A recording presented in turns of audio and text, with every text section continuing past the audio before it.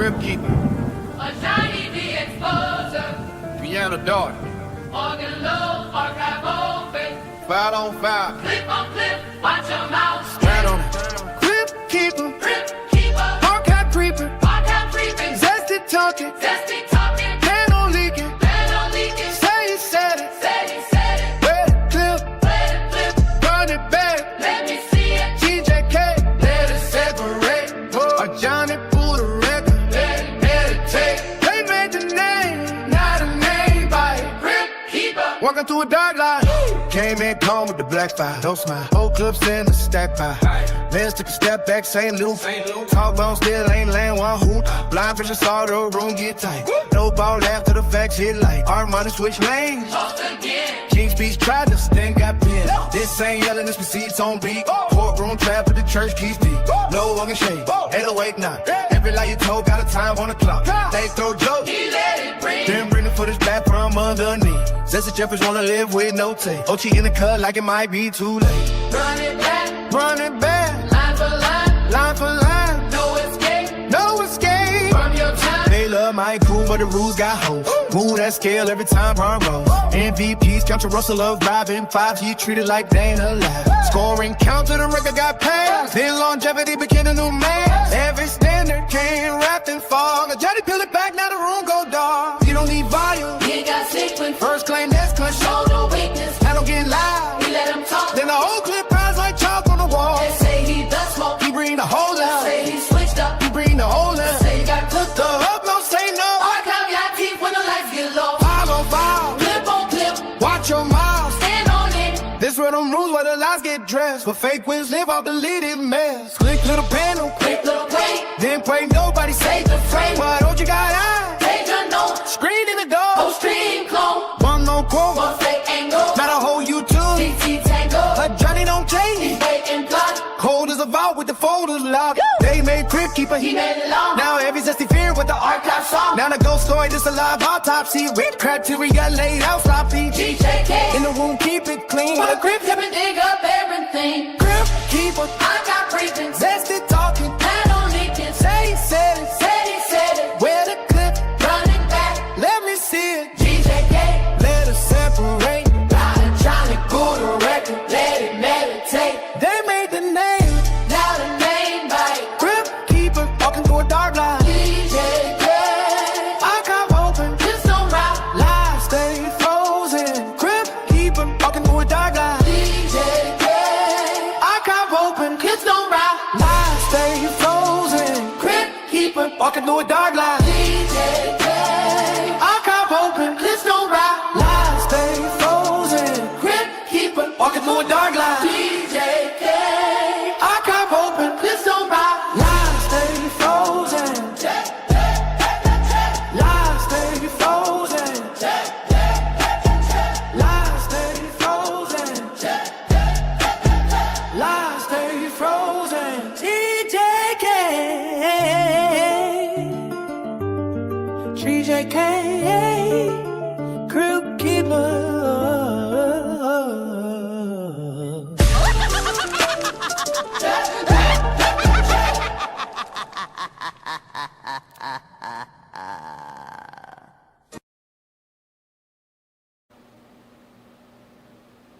So Lamont, hey Lamont, I whenever you ready, just tell me when to introduce my boy, man. Man, go ahead and introduce him now, man. Please, man. Go ahead and cook up. Y'all ready? Yes, sir.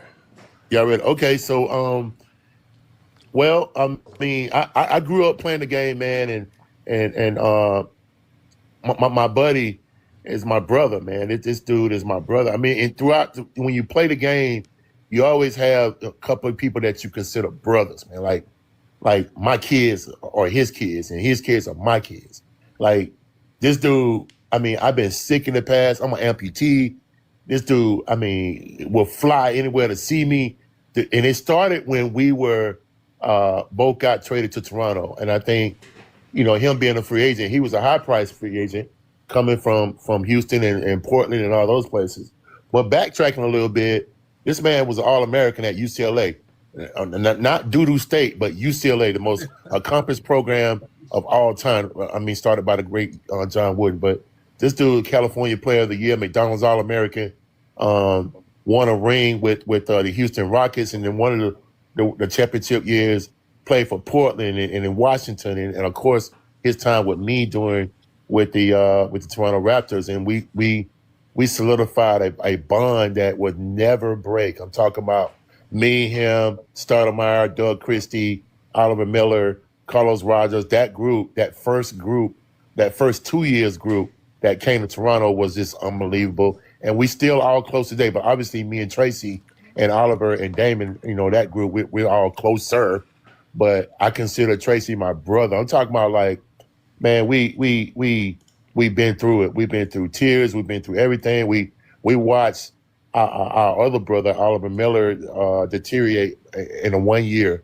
And when we saw that, and it's just, all it did was make us closer. His family, Mr. and Mrs. Murray, his brother Cam, all of them, we all family, dog. I'm talking about my son, Nico, looks at him like an uncle, and it's just, this dude here, man, I give my right arm to. And I know, like I said, we get situations where guys are like, okay, he's cool, but this is my real brother right here, more closer to me than almost my real brother. So I just want to welcome, Tracy to FYF and Go James Kingdom. Those are my guys. I started on this kind of journey with them, just lurking one day and came up, and we've been family ever since, man. This is one of the best situations. It's actually a debate show, but we know that I don't partake in that, and I want to preface that by saying I'm on here a lot, but I don't want my brother to go through no bullshit. So you guys, and no disrespect, but just don't be asking him no bullshit. Don't ask him about no fucking money. I don't want to hear that, because the minister of defense ain't gonna let that happen, Sharon. No, but I come through the phone on you niggas, man. I don't play with me, my nigga. Don't play with me. No, because this ain't no average. The minister of defense is here. But this ain't. No, I know. You know why it ain't gonna happen? Because Herm ain't gonna let this shit happen. Herm, my nigga. Herm ain't playing with y'all. But anyway, Herm is my manager for sure. So without further ado, former first team All-American, should have won Sixth Man of the Year. Should have won comeback player of the year. Should have won most improved that year with Washington when he averaged 55. And this dude is the best jump shooter that I've ever seen, and my brother Tracy Murray. Oh man.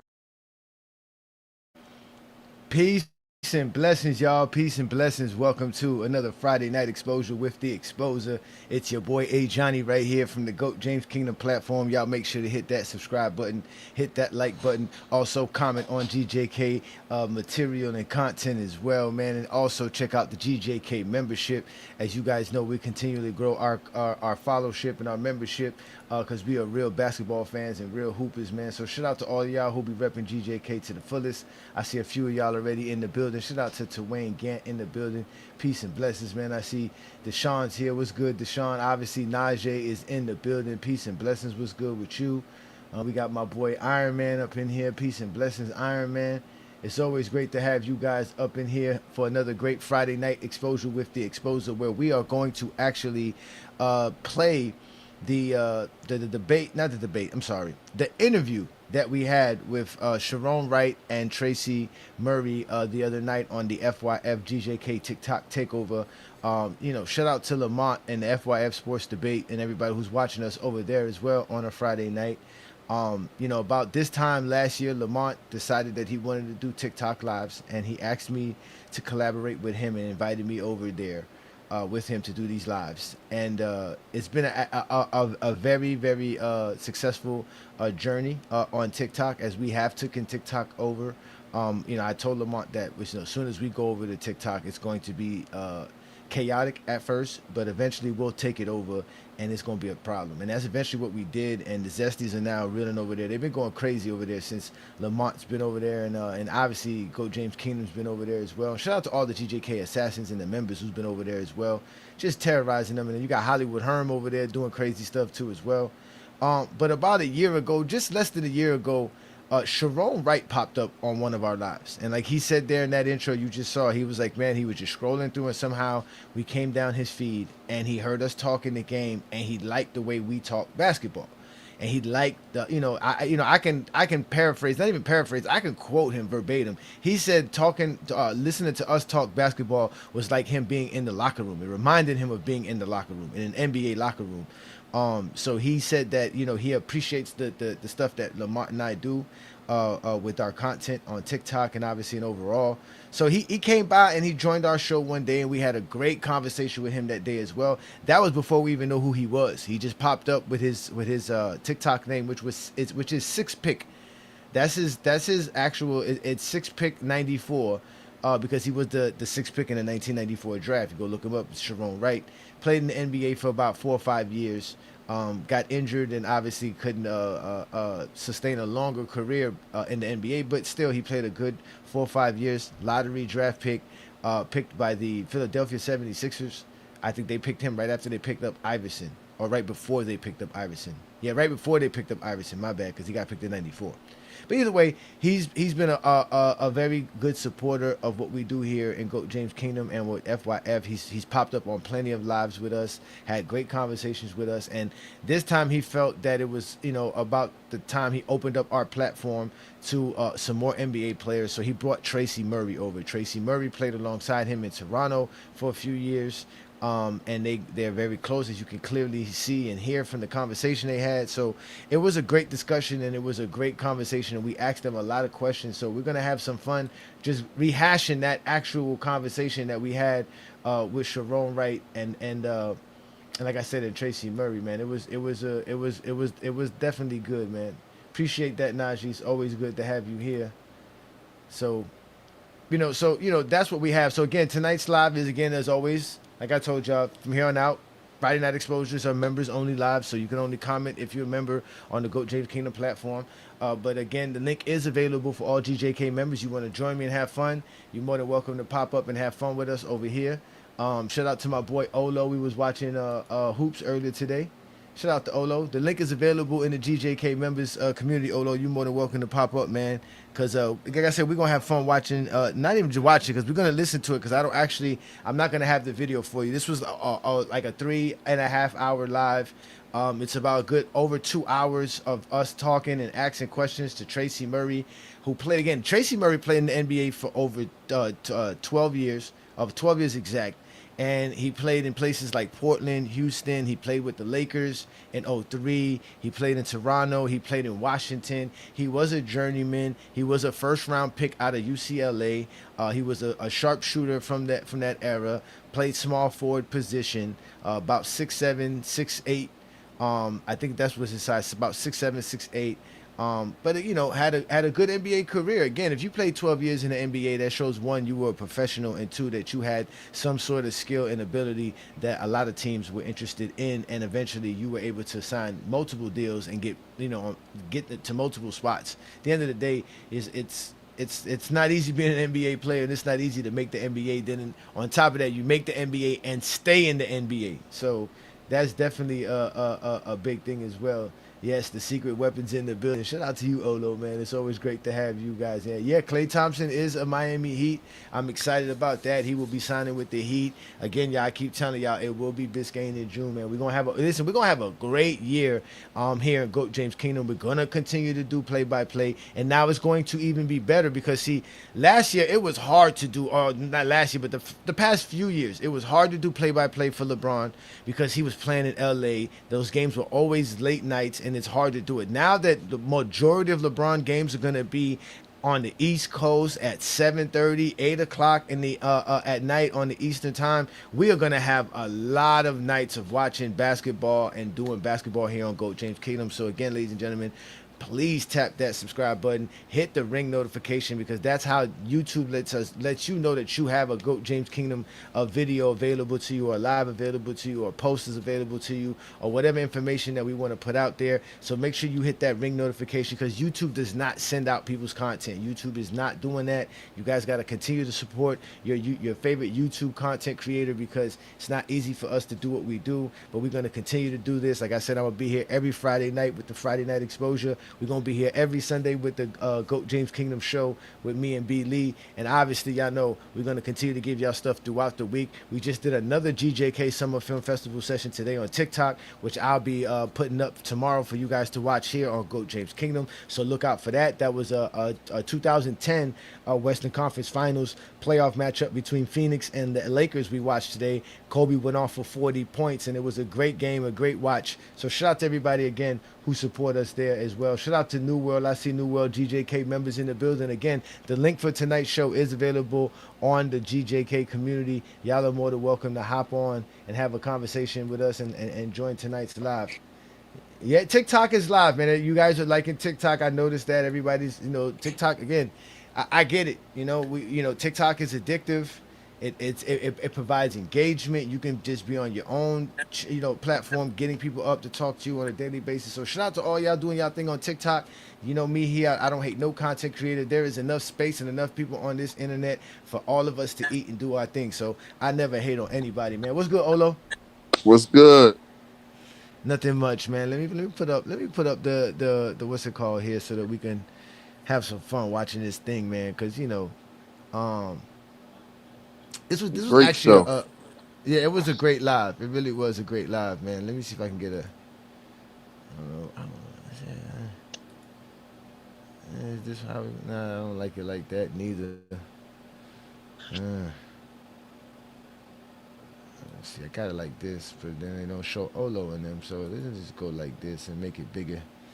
Then we can have y'all show up here, man. What's good, Olo, man? What's popping, man? Shout out to Asante. I see Asante in the building. Peace and blessings, man. Thank y'all for joining me, man. Hopefully, y'all having a good Friday night, like I said, man, because this is gonna be good, man. We're gonna listen to this little conversation we had, an interview with Sharon Wright, and basically the interview was with Tracy Murray, because we've had several conversations with Sharon, and shout out to Sharon, man. He's a good man, and thanks again for all that he does for us. And he doesn't have to take his time out to talk to us. We just a bunch of regular dudes who talk shit about basketball every day. He don't have to waste his time with that, man. But Olo, you was there for the conversation. They were supposed to bring you up. I don't know what happened. Why come nobody didn't bring you up? Then you did get brought up. I was up there for a little bit. Then I Yeah. had left to free up some spots because they was having trouble with bringing up Tracy Murray up.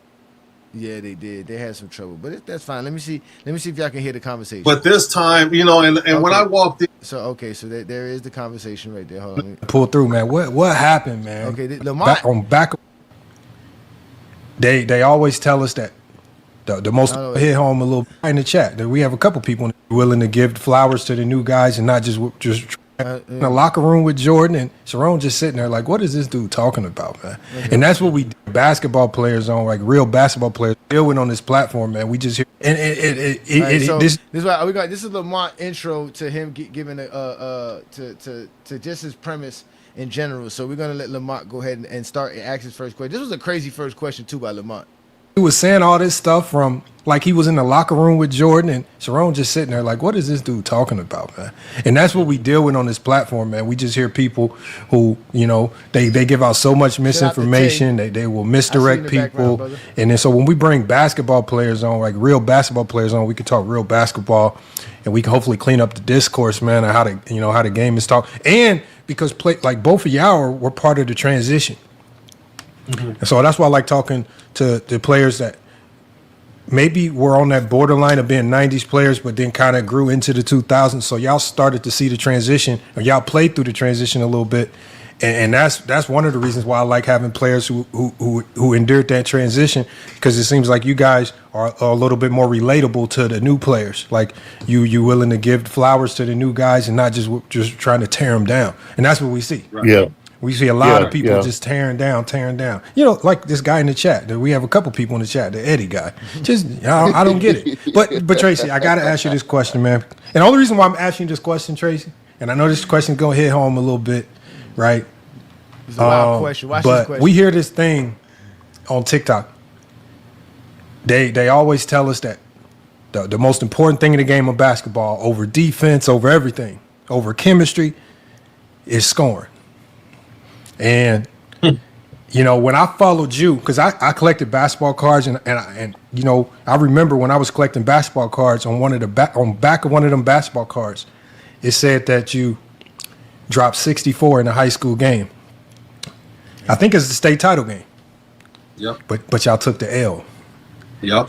Y'all took the L, man. How the hell did y'all lose this game? You dropped 64, man. What the hell happened, man? And again, it ties into the Lamont asked a wild ass question. That man asked the man how he lost the game. Lamont asked a wild ass question. I was like, why? Well, Lamont really asked that.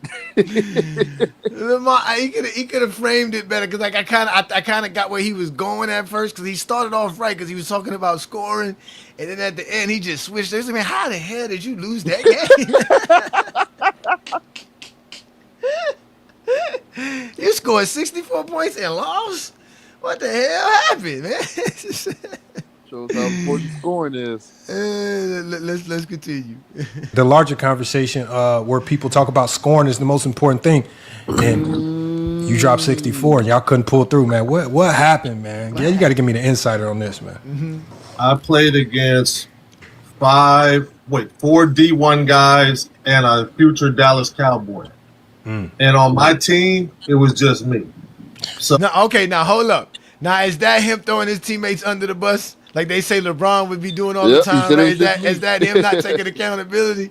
Right? That's what the Zesties would say. That he's just, because he's gonna say some stuff the Zesties like, but they're gonna bypass him saying this. But he's basically saying, "Bro, I was on the team." It gets better. I know it gets better, but he's making he makes a hell of a sense, and I can't wait till he finishes saying what he says, which is why I like this interview, right, Olo? Because when you asked him a question, he didn't have just a simple answer. Like he really went in on his answer, and you can tell he liked to talk and break things down for people, right? So it was great to just ask him one thing, and then he'll go for like 2-3 minutes and really give a good answer. You know what I'm saying?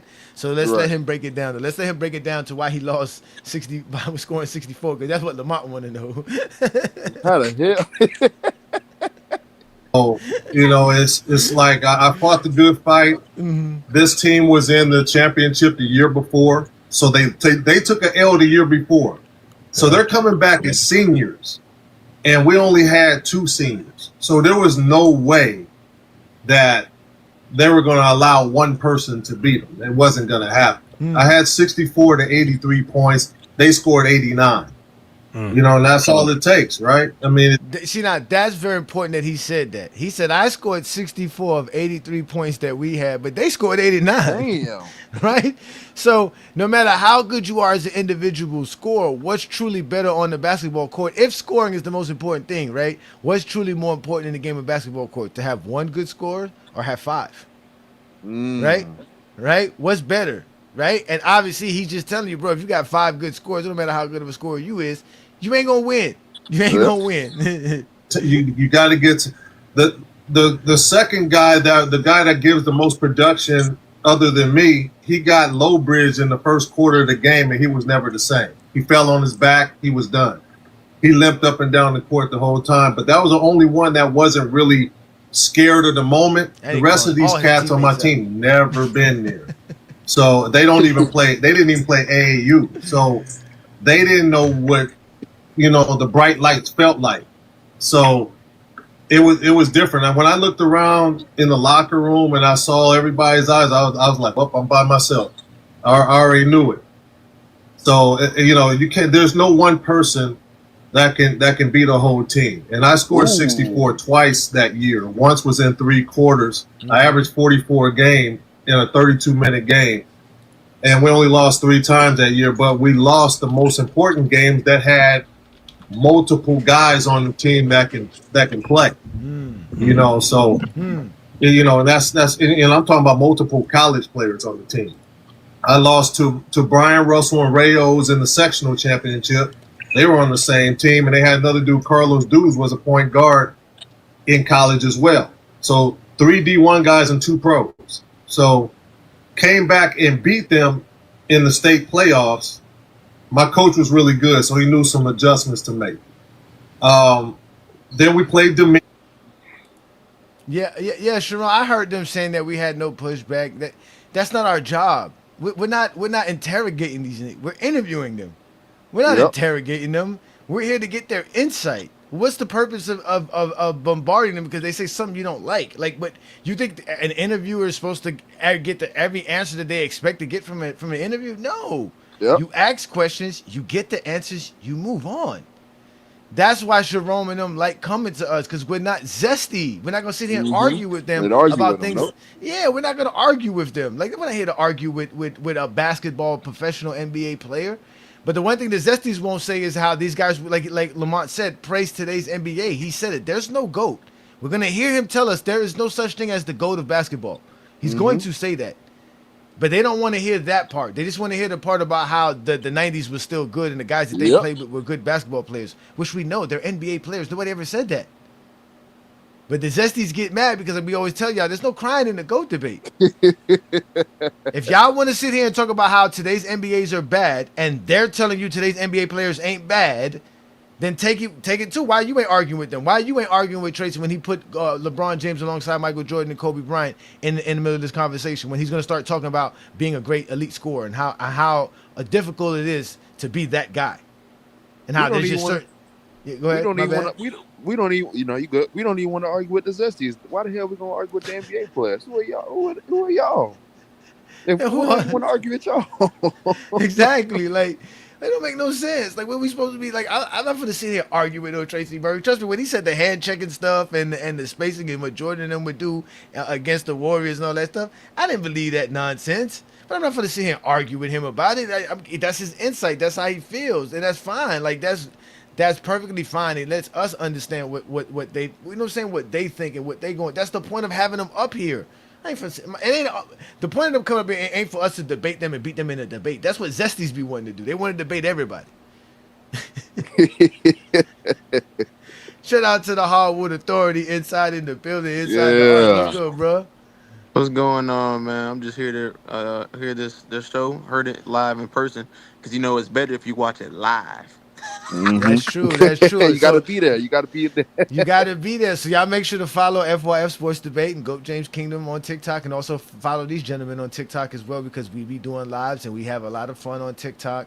So again, we're all over the place. Y'all know Goat James Kingdom is not only on YouTube, we're on Facebook, Instagram, TikTok, Twitter. We're all over the place, and so are the GJK members and GJK assassins, man. So shout out to all of y'all. We got New World in the building. What's good, New World? Salute, family. Salute. Yeah, man. Let's get right to it. Again, Lamont asked a wild question about scoring 64 points and losing, and he's basically saying how, listen, no matter how good you are as a player, you can't beat five guys. We beat them. They had 3 or 4 D1 guys. Then we went to the state championship and got beat. You know, and there was a guard that went, one of the twins. He went for 36. They had another guy that was a wing player that went for 21, I believe. And then the rest of them just rebounded, played defense, hit me whenever they could. You know, it was, you know, they wore me out. They wore me out, and they deserved to win because they were the better team. Damn. Do you ever compare that, or did you take anything from that 64-point loss and incorporate that when you dropped 50 in the league, right? Did any of that carry over? Yeah, it did carry over because the 50 against Golden State was in the same building I lost to and scored the 64. So I was familiar with the building, but this time, you know, and when I walked in as a Wizard that night, you know, every time I walked in that building, the ushers will always be messing with me. No 64 tonight, no 64 tonight. And you know, so I would always feel comfortable in that building because they remember what happened. That night, there was a couple of motivations. Number one, I just got done shooting in the 3-point contest. So I kind of felt like an all-star being part of All-Star Weekend, even though I wasn't. You know, you just feel you got this different bounce to your step, a different confidence. Then now I'm walking into a building. Yeah, man, shit, I felt like an all-star, even though I wasn't an all-star. I was in the I was in the 3-point contest though. He didn't even say where he finished that. He just like, I was just in it. I was in. He could have ended it in the first round. Insert Patrick Beverly Timberwolves clip here. Yeah. in which I had 64 in. We're playing a shorthanded Golden State Warriors, and we're also shorthanded. So I knew if I made a mistake, I wasn't coming out the game. So, you know, when you feel that comfortable and you know that you're going to be out there and you know you're not going to be looking over your shoulder to come, if the buzzer rings, you know, you feel comfortable. And then the number one most motivating part of that game was me and PJ Carlissimo, and we're cool now, but that's the reason why I got traded out of Portland. We kind of got into it. And, you know, I swore if I ever saw him again that I was going to make them pay. And he was the head coach of Golden State at the time. It was right a little bit after the Sprewell situation. 50. So put 50 on but PJ. I felt a certain way about him, so I was extra motivated. Okay. Hey, and then what year he played in Washington? Was he there with Jordan? No, he wasn't there with Jordan. No, right? Nah. He was because he was on the Lakers in 02, 03.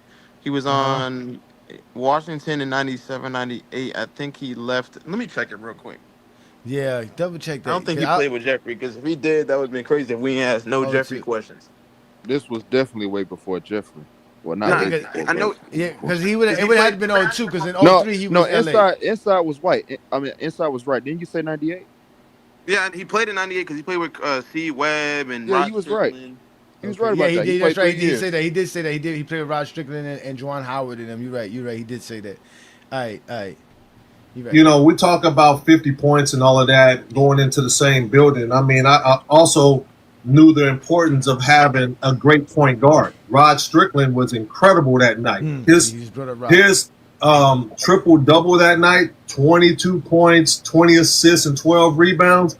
That was a monster triple-double, bro. So we did that on the same night together. He gave me my best night, and he had a hell of a night for himself as a pro. So, you know the importance of having great teammates, you know, and guys that can play, guys that you know that you can count on. In high school, I only had one guy I can count on, and he got hurt. And that's how it goes sometimes, y'all. If you ain't got the guns with you, if you ain't got enough at certain levels, it's over with. I don't care how good you is. That's just how basketball is. You can't outscore an entire team. Good luck trying. It's hard. Hold on. I want to go to inside. I saw you, but I want to go to Ajani first, man. You know, the co-host. Let me go to Ajani real quick, because y'all know, I was in the middle of Walmart at this time, in the middle when this live started. I swear I was in Walmart. I was trying so hard to get home, man, but I was in Walmart. Man, I had to get some stuff for my kids' school, and I was in Walmart. Scam Johnny, scam Aunt. Yeah, scam. You gotta wait your turn, nigga. It's the shit. I'm the co-host. Nigga. I get thirsty. Hey, mind you, we can keep playing. When I first raised my hand, Johnny wasn't even on the pin. Yeah, I was hurt. Yeah, because the monitor tell me I'm going live in 5 minutes, and then he be live in 15. So I'd be like, you know what I'm saying? Like, I'm not just gonna be sitting on TikTok waiting for Lamont to go live, man. Just refreshing my phone. You sound like Juan boy. Yeah, man. Like, damn, nigga. Damn. I know he got a lot of questions. I know he heard that answer. What you got for us, Johnny, man? Yeah. Appreciate. Hey, thanks, Jerome, and obviously Tracy for showing up tonight for this conversation. I just wanted to discuss that. Being that Lamont mentioned you scored 64 points and you was an elite first option coming into the league.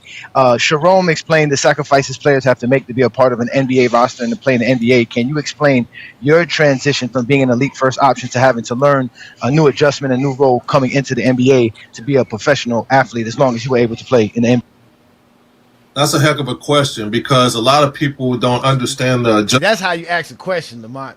Not what Lamont say, how you lost that game? How you lost that game? You scored 64 points. He was being messy. He was being From the jump, off the top, first question, how you lost? You scored 64. He said, scored 64, and I noticed you lost. Dang. Has to be made, because when you're coming into the NBA, everybody's great.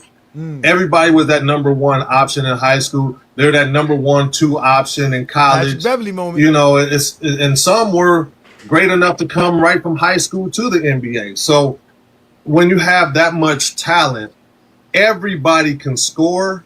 Everybody is capable of putting up tremendous numbers on certain nights because everybody is that good.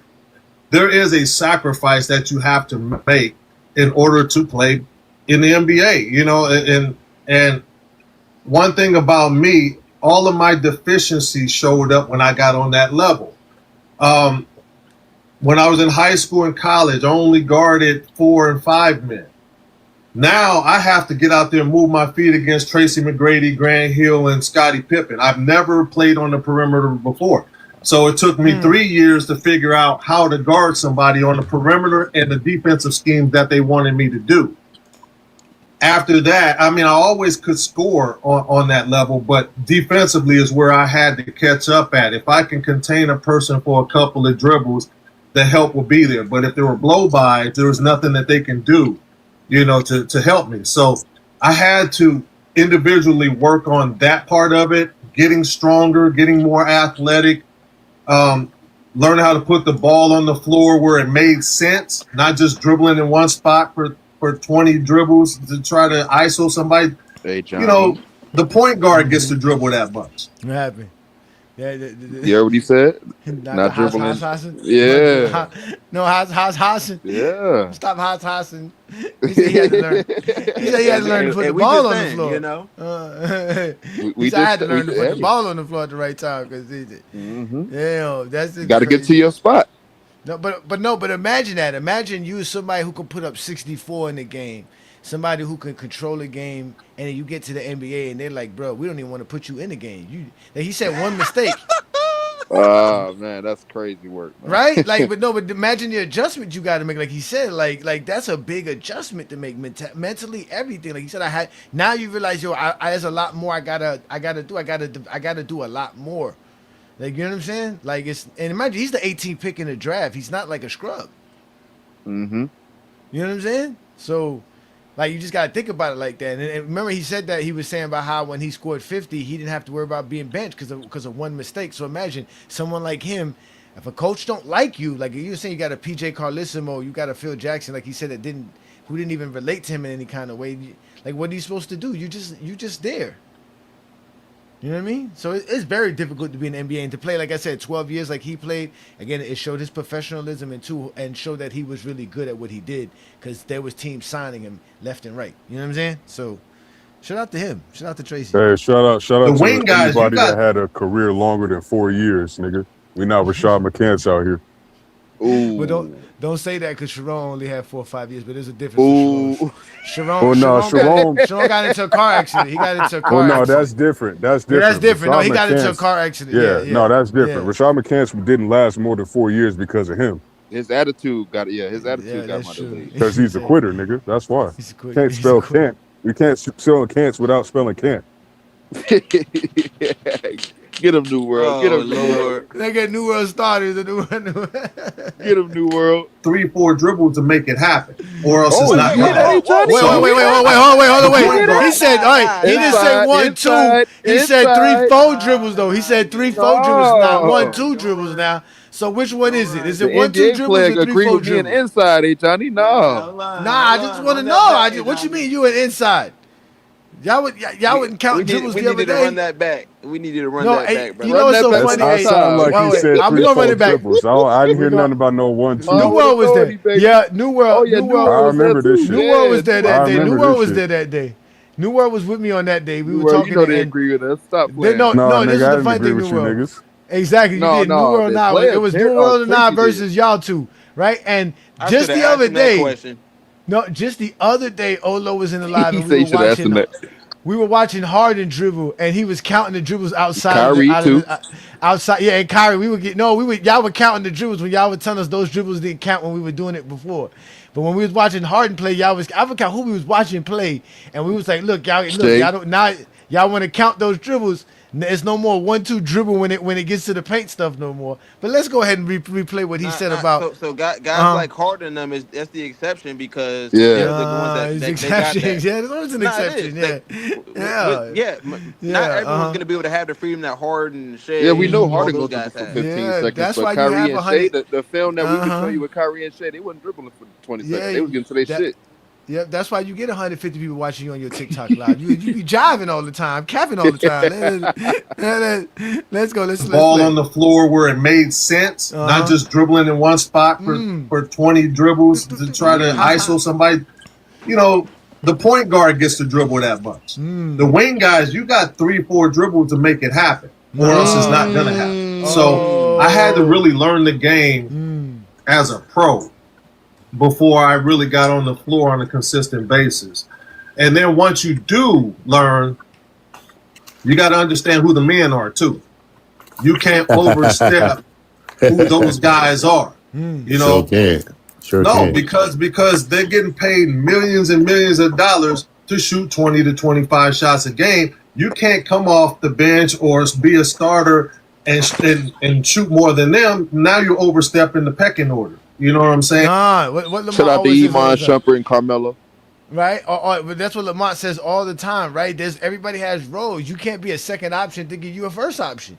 You can't be a third option to give you a first option. Everybody has to play a role. Roles have to be defined. And if you're playing outside of those parameters, it's not good. It's not really good.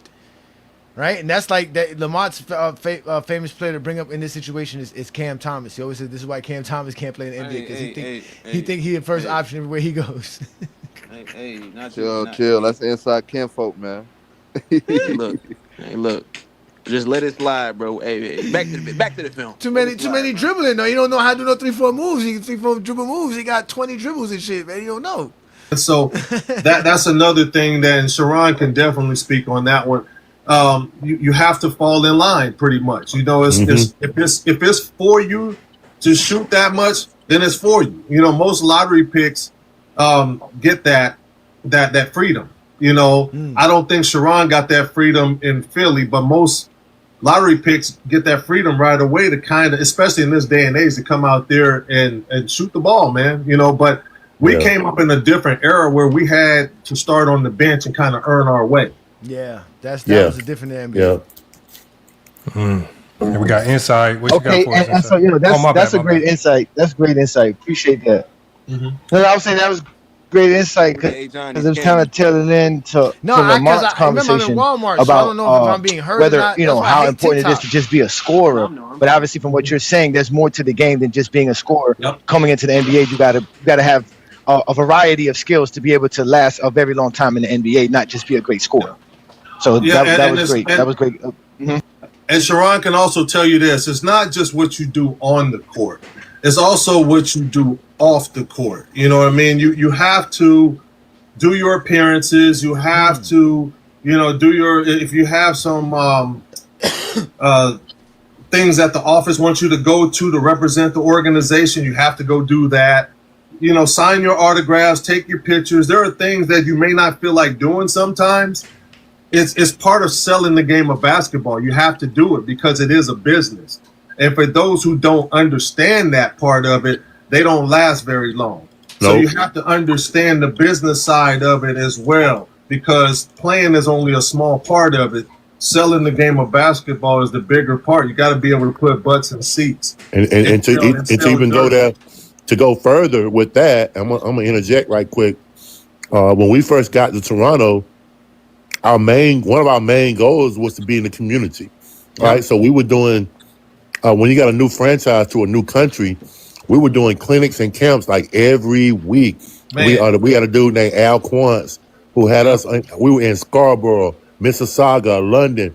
We were in Barrie. We was in those places. And guess who the little kids were? Jamal McGlure, Andrew Wiggins, the kid that plays point guard at Denver, Jamal Murray. Those are those kids. We knew those kids. Dylan Brooks was at one of mine. Those are the kids. We knew those kids, and we knew. So we paved the way for those kids to start, getting recruited and all that. Because before us, they weren't on the map nowhere. Yep. Can I ask y'all both something? They didn't even know if they can if they can do it. You know, it was Yep. a hockey town. You know, baseball was there, but they never been around NBA players. They never knew it was possible to make the NBA because they were in Canada. They were away from the NBA, man. So they didn't know it was possible. Yeah. Yeah, y'all both. So, and Inside, I'm gonna come right to you next. I only got to ask this because they brought up the climate in Toronto. Oh, If I'm correct, when y'all started playing in Toronto, I don't even know if Toronto is ready for basketball. Because didn't they have y'all playing out of a baseball stadium to start? yeah, the Sky Dome. Yeah, the Sky Dome. So you guys, what did y'all feel like Toronto was even a basketball ready city? Like, was they ready for the game of basketball, or was part of the adjustment as far as incorporating Toronto? Did you guys have to sell basketball to the city? Oh yeah. Well, yeah, it's a combination of both. I played on the 91 Pan American team, so a couple of our practice games was up there in Toronto, and they were preparing for the NBA then. We played in the Sky Dome for those practice games, and they had the setup already the way they wanted it in the Sky Dome. And Sharon, I tell you what, like practices were cold. It was cold for practice. Yeah, well, hell yeah. Oh, it was really cold. We had beanies on. We had our sweats on. But most of the time, we were practicing at Glendon College, Sharon? Yeah. But when we were in that Sky Dome practicing, it was cold in there. But other than that, man, the whole setup, this is why shout out to 2 Cents, but this is why sometimes New World and Wild Boy be calling you Zesty. No, we're not debating NBA players. We're interviewing NBA players. We're not interested in arguing with NBA players. We're interested in information NBA players have to give us. This is what the point of this. This has nothing to do with the debate. This is not debate. We did not bring up Tracy Murray and Sharon Wright for debate purposes. These are NBA players, 2 Cents. These are dudes that are going to give us insight. No, so there was no debating, nothing of the sort. It's just basketball discussions, talking basketball. Like getting more insight on what NBA players think, how they feel, what they go through. You know what I'm saying? Different things. That's really it. You have a guy. Well, you have NBA players, but you're not bringing them up to debate. You're bringing them up to pick their brain. That's what you're doing. Bring them up to pick their brain. They got stories. They got all this, and then potentially you can get a lot more opportunities instead of just burning bridges and trying to debate somebody. Yes, no, this is not a debate show. What debates do you just have? Ouch. The We truth don't have hurt. no debates on here. They're scared to debate us. 2 Cents, there's nothing to debate. LeBron's the GOAT. That's the point of being zesty. There shouldn't be a debate. There shouldn't be. We should all appreciate basketball. Like I don't get this. Like I don't get why basketball fans feel like we have to have this. Football fans don't do this shit. Football fans don't sit around here and argue about football, man. Why do basketball fans feel like every basketball discussion has to be an argument of opposite sides? And shout out to you 2 Cents, because you know I got nothing but respect for you, but come on, bro. Let's just keep it real. I know it was a question, 2 Cents, but it was a silly question. You smart enough to know not to ask no dumb question like that on Go James Kingdom. We're not here to debate basketball players.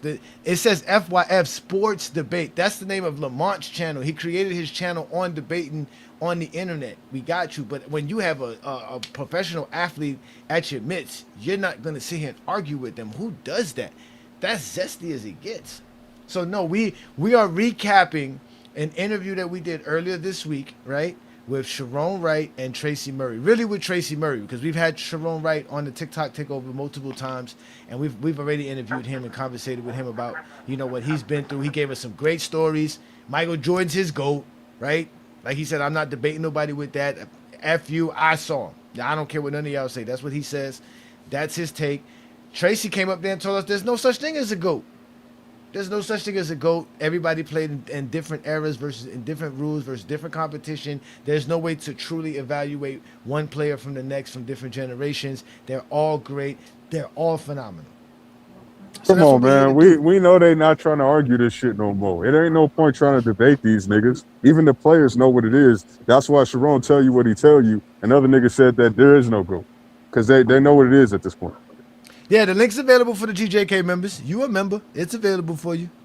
Up, the best way they GJK could. community. And they had plans to move to the Air Canada Center. I know you remember that model that was on the desk, Sharon. Yeah, I remember. Yep. They had a model of what the Air Canada Center was going to look like. Yeah, they were starting to be. They were just in the beginning stages of it at that time. But we played in the Sky Dome. Oh, so just to get refreshed back to what we're talking about. So Lamont asked him about Toronto and how it wasn't a basketball town when they started the Raptors. And these guys were a part of the expansion year. They played on the expansion 96 Toronto Raptors, and they're talking about how well the Toronto Raptors did at promoting the game in Toronto by making those guys go to different events and different kid camps and stuff like that. And like he said, they were eventually meeting kids like Wiggins and Jamal Murray and Jamal McGlure and all these kids that came out of Canada that we know today that play in the NBA, Dylan Brooks. All these kids were basically introduced to NBA players and the NBA by these guys who played in Toronto. So that's what they're talking about right now and how they had to, just deal with. Did he say that they were practicing in sweatsuits, like because it was cold in the arena? Is that what he said? Did y'all hear that? Something like that. That's crazy. And I lived in the Sky Dome. I know Tracy did too for a minute. Yep. We lived in the Sky Dome, and I was not right, man. I was lifting weights with Boomer Wells every day. Now that he says it, I remember that I think the Sky Dome did have like apartments. That's how big it was. If I'm correct. It was a baseball stadium though. Baseball stadium holds like 40,000 people. I was with Roger Clemens. Y'all know those guys. David Wells, Roberto Alomar. I was with those guys all the time. We were with them. Joe Carter. We were with those guys every day, man. We were eating with them and whatever. So that's a fun fact tidbit right there. But they were trying to be ready. They weren't ready, but they were trying to be ready. But it was up to us to take it to the next level. Like I said, we had a real good community PR guy named Al Quantz and Elaine Quan. They were all of us. We had so many appearances, but that's what it really took. When you got grassroots, we had to be grassroots, basically. Yep. We were up and down Eastern Canada. I don't care where it was. I don't care if it was Nova Scotia. I don't care if it was Montreal. We were there. We were up. Like, imagine having to promote the NBA. Like, you know what I'm saying? Like, imagine they literally had to promote the NBA to get people to come watch them play. That's crazy. Down Eastern Canada, it was a player, the Raptor, and 6 dance pack members. And we would pile up in a van and go. If we had to hit the plane, then we hit the plane. But we were up and down Eastern Canada selling the game of basketball those first couple of years. All of our preseason games were on the East Coast of Canada. All of them. Still were. Saskatoon, all of that, bro. It was like it was everywhere. I've never been to Canada. But now you look at why Vancouver. You look at why Vancouver didn't last, and you look at why the Raptors last. Is because of the plans to go up and market to everybody. Basketball's in town. Follow these guys. This is who's taking us to the next level, and it helped that Damon Stoudemire got Rookie of the Year. That helped. It helped that we beat the 72-10 Chicago Bulls, which is, in my opinion, the best team in history. It was also helped that we beat the Eastern Conference champions from the year before, Orlando Magic, with Shaq and Penny and D. Scott and all of them. We beat them. We also beat the Western Conference champions, Seattle Supersonics. Yeah, we beat Sean Kemp in them. Yeah, so we beat some teams that year. We wasn't gonna win them all. We were an expansion team. We wasn't supposed to, but we provided some excitement. I think the biggest thing, and we didn't touch on this, Sharon and Lamont. We didn't touch on this.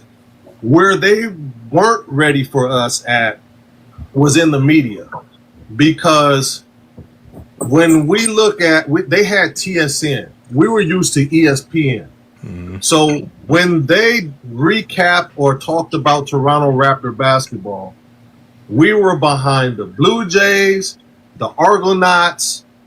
We're behind curling. We're behind all kind of winter sports. And then the last 5 minutes, by the way, the Raptors played tonight, and this was the score. That man said we're behind curling. Can you imagine watching a sports highlight show and they showing you curling? That is hilarious, bro. Oh, my God. So we had some work to do.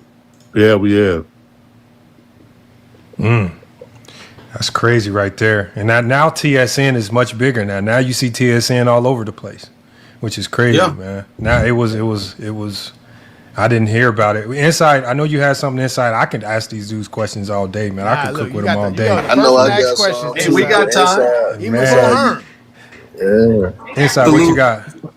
Salute, Mr. Murray. I want to ask you. I wanted to ask you a question. The first question I asked Mr. Sharon the first time I interacted with him, who was like your veteran or veterans that really brought you into the league? And then the second part of my question is, who is a player whose impact is a lot different when you're actually on the court with them versus what we see on TV? Okay, my vet was Clyde Drexler, and he didn't have to be, bro. He's, top 50 players ever played the game. He was on Dream Team 1, but he saw something in me to where he put his arm around me and made sure I was good. When the trade happened in Portland, he made sure I was in the trade with him to go to Houston. So he looked out for me. That's something that caught me when he said that. You heard what he said? He said Drexler made sure that he was in the trade. Yeah, I was like, what? Clock got pulled like that? Not only does Clyde got pulled like that, then obviously that's a lie that players went around here in collusion helping each other. Man, we all knew this shit. We all knew this shit. Like they just love to cap about that stuff, man. Yeah, because like he said, he's like, and even Sharon, because Sharon said he got traded because they asked everybody who wants to get traded. Sharon said, I do. He literally said that. I thought that was kind of crazy when, like again, it shows you the madness that goes on in an NBA team. Like, when we was watching that game today, you can see the clear difference between Alvin Gentry and Phil Jackson. And like, you can just imagine the difference in between practices and the culture between Phoenix and LA at that time because of coaching. Like there's just certain franchises that are really invested and know what they're doing. There's other ones that are just out there just going by day, just doing their thing. They just, they're just trying. Like he said, the Raptors were trying to sell basketball in Canada. The Vancouver Grizzlies couldn't and didn't try. So guess what happened? They got kicked out. You know what I'm saying? But it's crazy that he said that. But that's basically Clyde Drexler, who demanded a trade out of Portland, also was like, hey, yeah, if you're gonna trade me, I want Tracy Murray to come with me too as well. Tracy Murray, and then Houston's like, yeah, we'll take Tracy Murray. Okay, fine. We want you that bad. Like you said, he got enough pull, Olo, that he can say, yeah, we'll take Tracy Murray along with you because we need That's you. crazy, yo. That's crazy, right? That's crazy. On so many fronts at the beginning of my career that I can't thank him enough. Magic Johnson was my vet while I was in college because we worked out with the Lakers a lot up at the UCLA run. So he was running everything. I got a lot of insight from him back then. And Michael Cooper, I grew up in his camps. So, I was always around some pros. And then it helped, it's almost like they kind of, here's the baton. The next person mentor this guy. You know what I mean? And after Clyde, it was Isaiah when I got to Toronto. And then, after that, it's always been Isaiah after that. Even when I left, he was always there to pick up a phone and talk, But yeah, I mean, that was my vets. Johnny, pause it real quick. Now, when you think of people. So this is another player saying that Isaiah Thomas was one of the greatest things to ever happen to him. There's another player saying that. Isaiah Thomas sounds like a far better person than Jeffrey. I'm just going to say that. I don't hear no players talk about Jeffrey like There's this. a lot of players, especially Sharon Wright. So Sharon Wright said he'll come through the phone about Isaiah Thomas. If you say something that he don't like about Isaiah Thomas, See what I'm saying? That's what makes now we Steven got. Jackson even more of a bitch made nigga than he already was before. Oh, But then Steven Jackson, he was on all the smoke with Steven Jackson though. What did Steven Jackson Yeah, I say? know. He yeah, he called that nigga was. out He because was. Steven Jackson forgot that The Zeke was the push him one that left helped him out interview. and helped him Hey get Johnny, back the into push the him left league. This nigga interview was was on talking all Office type Smoke. of shit about this man just because he a fan of Michael Jordan. I think they had one of them niggas up there calling Jeffrey the GOAT, and they're sitting there making fun of Isaiah Thomas because it was after the Last Dance when Michael called this man an asshole and all this other shit. Oh Yeah, yeah, hey, I Johnny, remember that he the did push tell him him left. that. He did tell him. He did tell. I know the push from left video that we had, but also when he told him, he said, "Remember, I called the league for you," and he was like, "Damn, you right, you did call the league and got me back into the league." He had to remind him. He was on his way out the league. I remember that one. Is how you gonna forget a nigga helping you How like you gonna that, forget? and then you gonna turn around and make fun of this man behind his back? That's some. He a rat too. Yeah, He must be well, related we to know. Whitney. First of all, We we were- know Steven Jackson is paid with the Jordan brand. We already know that. That we Yeah. already know. Yeah. That is more of an impact than it seemed on the court. Oh, wait, let me get the 2 cents comment in here. Shout out to 2 cents, man. Yeah, of course, 'cause 2 cents. 2 cents. You know we the best out here. I know it's disparaging. A lot of the zesty channels you were used to seeing on YouTube are no longer around. They've kind of dwindled away. They're only the extremists, and you're not one of the extremists. So, GOAT James Kingdom is still here. We're real basketball fans, bro. You know that. So yes, this was a great Q&A. This was a great conversation we had with real NBA players, and we got some great insight. So again, the link for this live to join the panel is available for all GOAT James Kingdom members in the GOAT James Kingdom members community. And thank you for supporting GOAT James Kingdom, bro. You know we're gonna keep doing our thing, man. I think a lot of people, even though he's a Hall of Famer, a lot of people We got some didn't background know noise, how good Vince Carter was. Like, this dude, he could have been, like, if he had Michael and Kobe's mentality, like, athleticism-wise, they couldn't touch him. Yeah. Skill-wise, he just kept getting better and better. I mean, I saw him score some easy 50-point games. It was easy. Like, nobody could guard him. But he didn't have the same, like, killer mentality. I'm going to slice you up and go at you. You know what I mean? He didn't have – it's like he would have fun and joke with you on the court, and then as soon as somebody hit him hard and knock him on the floor or something, then that's when he get mad and he'll run off like 15 straight. And I was like, man, if you ever played Mad the whole time, like, it would be incredible. That was also interesting that he said that about Vince Carter, because a lot of people say that about Vince. I just don't know. Is that maybe something a coach has to get out of you somehow to motivate you, or is it just that he was just too nice? Because I don't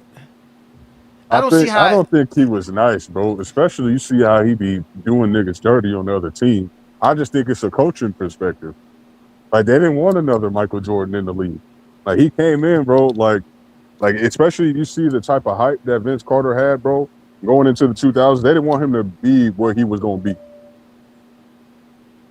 And he was on what's it called too, Jordan. Like, he just Yeah, he was on the Jordan brand. But, like, bro, I'm telling you, like, why you think they did Kobe how they did Kobe? You know what I'm saying? Saying that he can't be shooting the ball like this. He a ball hog. They called this man Kubrick on national television. Like, they didn't want another Michael Jordan. Man. They didn't want another Mike. Yeah, they didn't want another even Allen Iverson doing what he was doing and getting the popularity he was getting. Niggas starting to say he's a better scorer than Mike. I know that was a very short-lived conversation, but niggas were saying that at some point. Figures after he got his third scoring title. Yeah, because he was smaller than Mike, and people were saying, well, you know, if he, you know, because that was always the thing with Iverson, that he was always small, and that if he was big, imagine how great he would be then, or how much more greater he would have been.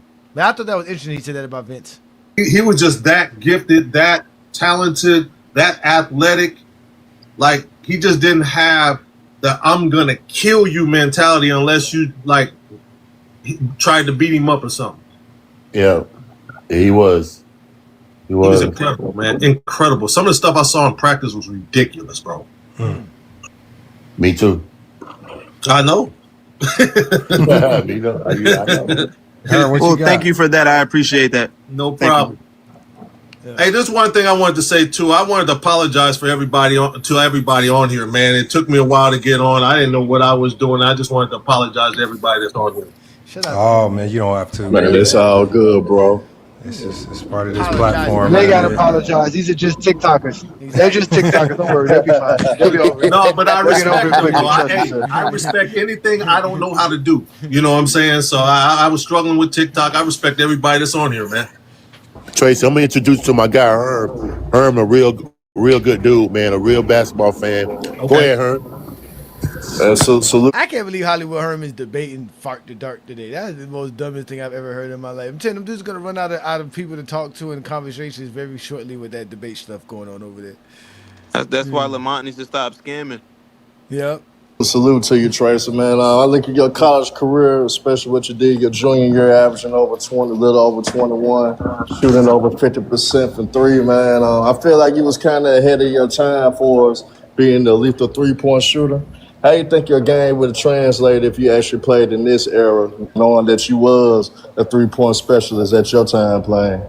I think I would be valued more in this era because shooting is such a premium and there's such an emphasis that, you know, instead of making a couple of million a year, now I'm up there making, you know, close to 50, 60, 70, 80 million now because of the fact that shooting is such a premium now. You know, Hey, the first thing he went to is how much money he made. He didn't say nothing about how much stats he would average, how much all NBA teams he would make, how good he Hey, would notice be. I didn't hear him say nothing about no championships, nigga. He didn't He say didn't nothing say about no nothing about nothing. He championships. didn't say nothing about how easy it would be for him to score. He just said, "Listen, man, because I can shoot, they would be I giving get me the all kind money. of contract. I get the money. He said, I get the money, nigga. That's what I want. I'm gonna get the bag. Fuck having a bag. I'm gonna get to the bag." born in the wrong era for earning money. Yeah, But I exactly. felt like I was born in the right era of playing against some of the dudes I played against. It was just incredible. I played from the Magic Johnson era to the LeBron James era. So I played in a pretty doggone good era. You know what I mean? And Sharon can tell you, we saw some of the old greats, and then we saw the new superstars coming up. You know, I came in LeBron's last year, so I mean his first year. Excuse me. So I saw a whole spectrum of talent. You know, and that's why when everybody get on these GOAT talks, it drives me crazy, bro, because you can't compare eras, man. You can't, because there's different rules for different eras. There was different rules when Wilt Chamberlain played and Bill Russell played than when Kareem played. And it was different eras. Like shit, they outlawed dunking. Kareem couldn't dunk, so they outlawed and put in different rules at different times. So you can't compare eras and compare, you know, say this guy's the GOAT over this guy, because it's different rules, man. It's different rules.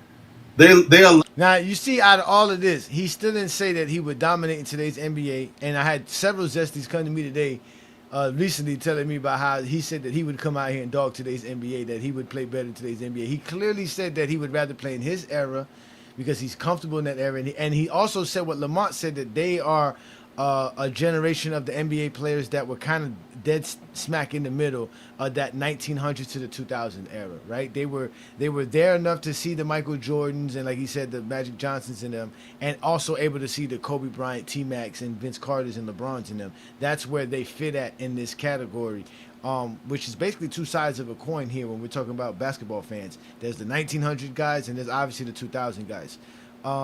But he never talked about how he would dominate today's NBA and how much better it would be. And he clearly said there's no such thing as a GOAT. Like, in his mind, it's just impossible to say somebody's the greatest player of all time. It's just too many eras, too many different things, too many variables.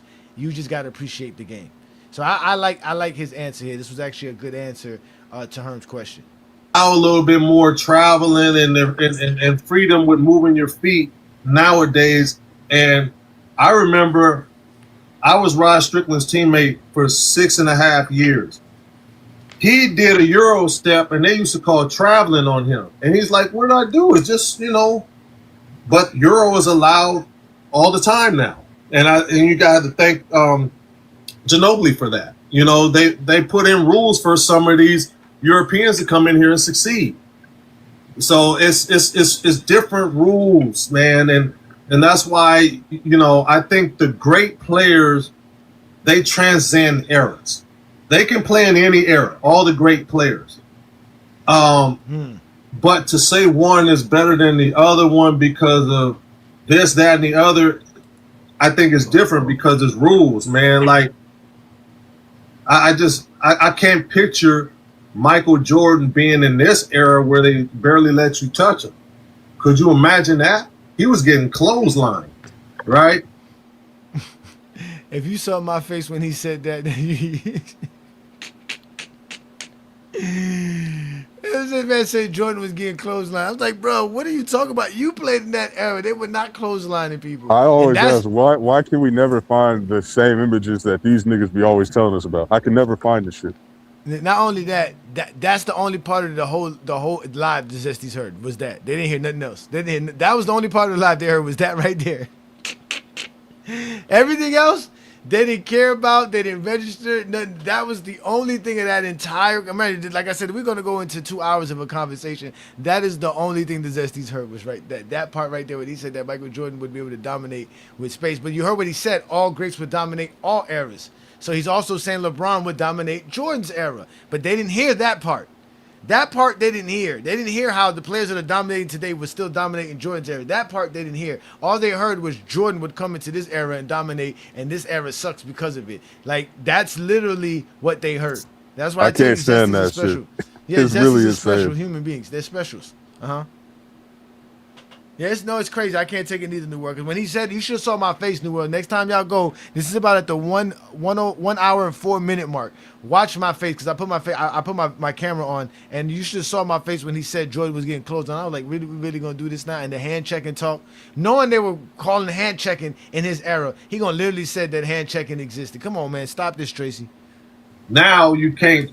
Now you have to, you can't hand check, you can't touch. See? Could you imagine guarding Michael Jordan or Vince Carter or Kobe? Kobe had a little bit of this era.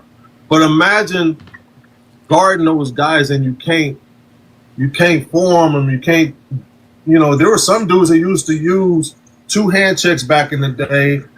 Derek Harper used to control you with one hand.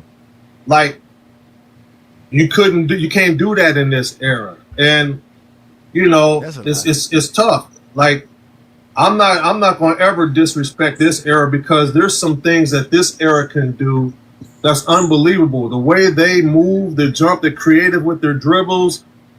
Steph Curry took shooting to another level. I mean, these guys are super talented and creative in how they score the basketball nowadays. So I can't see the Zesties didn't hear that. That they didn't hear. This is why I say there's no point of arguing because at the end of the day, they're giving us their insight. Like, there's going to be some things this guy is going to say that I'm going to agree with. Some things he's going to say I'm just not going to agree with. And that's completely fine. My job as an interviewer, or our job as an interviewer, is to just ask great questions to get this kind of information, to get him to speak like this, for him to be as candid as he was. And this is another thing, too. I wanted to make sure people understood this. I'm going to take credit for some of this because when Sharon first showed up, if I didn't shut everybody down that not asking about who he was before us talking to him about basketball, it probably wouldn't have went as good as it went that night. The fact that I told everybody and I shut it down and I said, listen, man, we're not going to probe this man to find out who he is. He said he played in the NBA. Let's just talk to him about the NBA and leave it at that. And we went that whole night talking to him until he gave us enough information by talking to him to find out who he really, really was. Not to mention his name was the 6th pick of the 94 draft. It wouldn't take that hard. But still, at the end of the day, I knew that if we started finding out who he was, it was going to become, oh, we can debate this guy because he didn't even play that much. He was a scrub. Like, because that's, y'all know how TikTokers are. That's exactly what it would have turned into, and I wouldn't allow that to happen. If dudes be talking disrespectful to Gilbert Arenas, imagine what they would, like I said, and we've had people that try to be disrespectful to Sharon. We had Sports Fluent make a video saying Sharome's a liar, all because they don't like what Sharome says, because they just, again, these niggas are in their feelings, very zesty people. So I was glad that I was able to pull that off that night, because after that night, I talked to Lamont about it. Lamont agreed. He was like, yeah, that was like the best thing to do, because at the end of the day, we really just got a candid conversation with him. He no longer felt like he had to defend himself or put up any kind of defense mechanism. He could have just talked to us.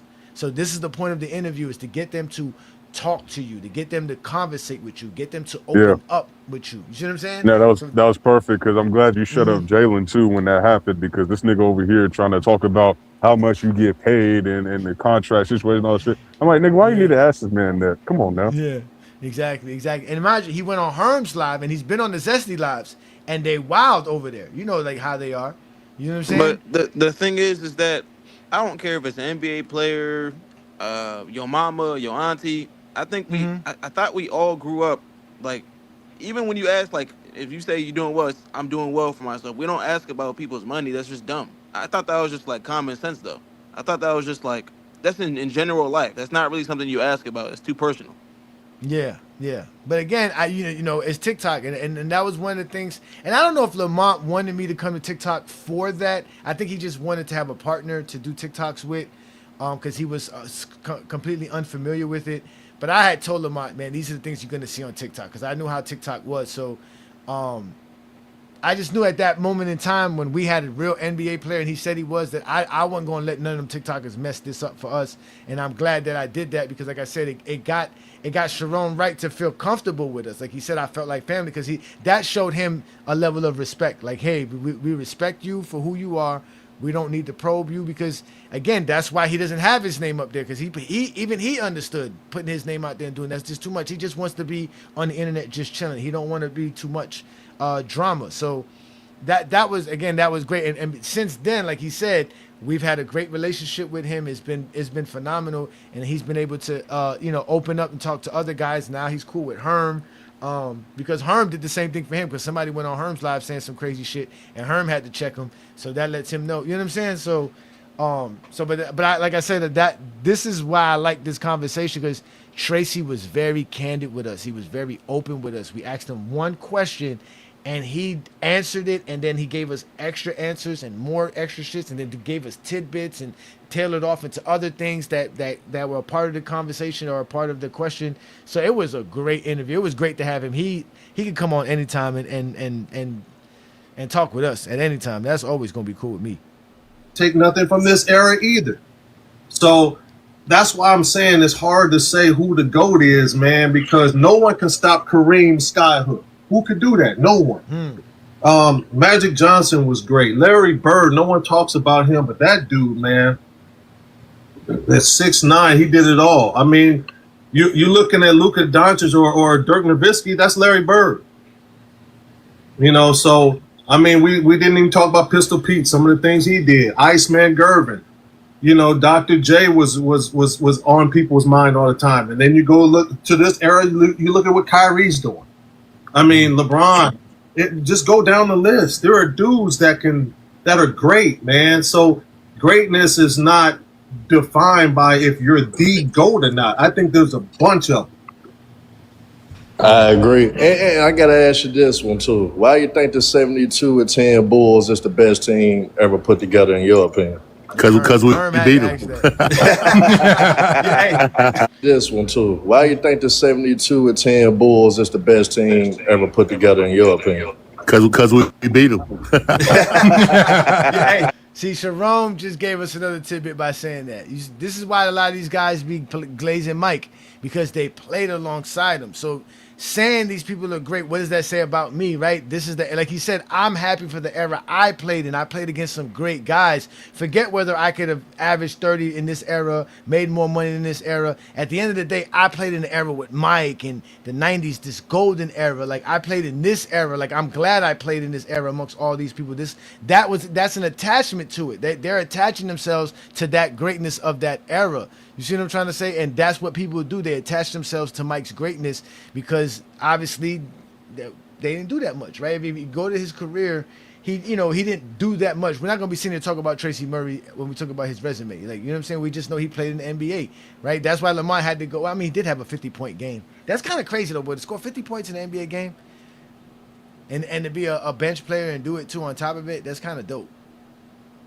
But either way, it shows you, like he said, they be praising Mike and them because they just played in Mike's era. That's why you get guys like Glenn Rice and them, and all these guys say the things that they say about Mike, and the Byron Scotts and the Mario Ellies and these guys, because it's like, that's just my era. That's where I played in. That's just it. I'm gonna stick to it. You see what I'm saying? But again, good thing for these guys, they praise today's NBA. You heard what he said, Luka Doncic and this and Dirk Nowitzki. That's just another version of a Larry Bird.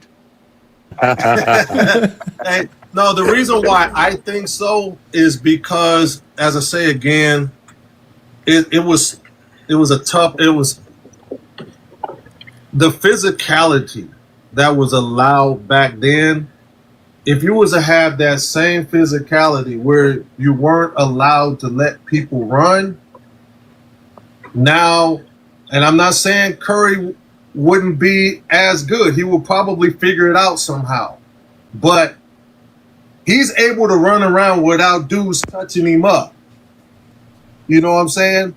And it's like, if we I hated when they ran the floppy play and I had to run my ass through the middle, man. I would get touched up. Reggie Miller would get touched up. I mean, those dudes were strong, man. I hated getting hit by Oak. I hated getting hit by Mason. I hated getting hit by Ewing. You can't do that in today's era. And they've been letting them get away with some stuff in the playoffs lately. The playoffs have gotten physical lately. But it's like I just can't. I'm looking at matchups too. You know why? That's the point. Like, because Oakley didn't have to guard to you. Because in this NBA, you can't do that. Because I'm just gonna run around you, and I'm still gonna get the screen. I'm still gonna get the ball, because that's the difference between today's NBA and what he's talking about. These guys today don't have time to just be physical. I'm just gonna be physical with you. That's just it. Like, that doesn't work anymore with today's players. They're too skilled. They're too smart. No, but here's the thing, Johnny. It's a lie. No, it's a lie, because they be acting like Curry don't be getting fouled or touched up like that, bro. He one of the niggas that don't be getting calls when he's supposed to get them. But the point is that after a while, that's just not going to work on Stephen Curry. You have to guard him. That's why now that's why he has gravity, because instead of you touching him up, you have to worry about him still getting open, because that's not stopping him. Once you touch him up, if he still gets open, what does it matter? He's going to hit it. You heard what he said? He said, I'm over here worrying about being touched. You shouldn't be worrying about that. You should be worrying about making this basket, because this play's being called for you. That's the point. I get what he's saying. Like, it was a physical sport, because there was a lot of grown men who couldn't play defense, that their only way of playing defense was to be physical. But at the end of the day, today's NBA players are just as physical, but they're just more skilled. So it doesn't matter. Skill's always going to trump physicality at any point in time. You can't just, you know what I'm saying? Like, the point is that today's NBA players can't just be physical. They actually have to play defense. Like, you can't just sit around and say, I'm just going to foul you. No, you have to physically know how to stop this guy from running around the screen. You have to strategically do it now. You can't just say, oh, well, I got Oakley, I got Dale Davis, I got Tyrone Hill, just throw an elbow. I got Otis Thorpe, just throw an elbow. Like, that don't make no sense. You see what I'm saying? But again, this is the part of the conversation. This is the only part of the conversation Zesty's heard. And it's like, I don't think Draymond can keep Rodman off the boards. You know, it's like there's a few things, man, that, I mean, Michael, who was going to stop him? It wasn't like Golden State. They played defense, but not like that. Not stopping Michael like that. Now, mind you, heard what he just said. They're not going to stop Michael. But then later on, I'm going to ask him a question about illegal defense and zone defenses. He's going to literally say that Mike would struggle versus zone defenses. He literally is going to say that. He's going to say Michael Jordan's not going to be able to get the shots and the looks that he got if we've allowed to play zone defenses versus him. But here he's going to say, how are you going to stop Michael Jordan? Zone defense. That's how he was going to stop Michael Jordan. Thank you. I tell them all the time, Trace. They don't understand. But I'm gonna say this too. I'm gonna say this too, Sharon. Put the Bulls in this era, they may not win because you already said. Look, they don't understand. But I'm gonna say this too. I'm gonna say this too, Sharon. Put the Bulls in this era, They may not win because it's the rules. It's the rules, bro. You know, it's the rules. If you're able to allow Steph to run, it's hard to keep up with him. If and then you put Michael in his era, the game is a little bit slower. It's not 125, it's 80 something, and everything is running through him in the triangle. He got a lot of space to work with. You got a versatile Scottie Pippen. You got a versatile Ron Harper who can guard anybody. Their bench, they had a bunch of now their bigs, in my opinion, wasn't gonna hurt you offensively, but they had 6 fouls and they were gonna hit you. They were big. They were big. They would hit you. Luke Longley would put you on your ass. Bill Winnington would put you on your ass. Tony Kukoc was really good. Like they had some really, and Tony was 6'11". People they underestimate how tall Tony was. They were a really big team. You know, it's like Michael was a 6'6", strong two guard. Now they didn't have a true point guard. Now you that for the triangle. Now you notice everything he said about that team is basically size and strength. He didn't say nothing skill level wise. It was how tall somebody was or how strong somebody was, not necessarily how skilled they was. Like he did already mention everybody's great, but he didn't mention what they really do. Again, none of that's going to matter versus the Golden State Warriors. None of that. But again, we're not here to have a debate. We're here to hear his insight. Herm asked him why he thought the '96 Bulls was the best team ever. Triangle, sure don't. Right, you don't need it. That's why they had Ron Harper run it. If they want to go big, Ron's going to be the point. Mike will be the 2, Scotty the 3, and then you got Rodman and Winnington and whoever else you want to put in there. It's like this. Yeah, they'll throw Kukoc in there too. Yeah, if they want to go smaller, they throw Kukoc in there, and he had an advantage on any big because he can put the ball on the floor. So it was a I just look at okay, Thompson's a weapon, Curry's a weapon. They had what Iguodala was there. Livingston did well for them. The Draymond Rodman matchup would have been interesting. It would have been funny to watch those two go at it, with their antics and stuff. But at the end of the day, they both kind of cancel each other out. Yeah, Draymond makes plays, but Rodman's not going to let you make plays. He's a good defender. So Very good defender. Very good defender. So it can go either way, man. If you talk, it depends on which rule you're playing. And they also kind of plugged and played guys. Like for instance, I tell people all the time how good Brian Williams was, man. I know you played against him in college, man. That was one strong motherfucker there, bro. That motherfucker there, boy. We talking about Bison Daly, guys. Bison Daly. Brian Williams. Yeah, he was a monster. In college, he was a monster, bro. Monster, dog.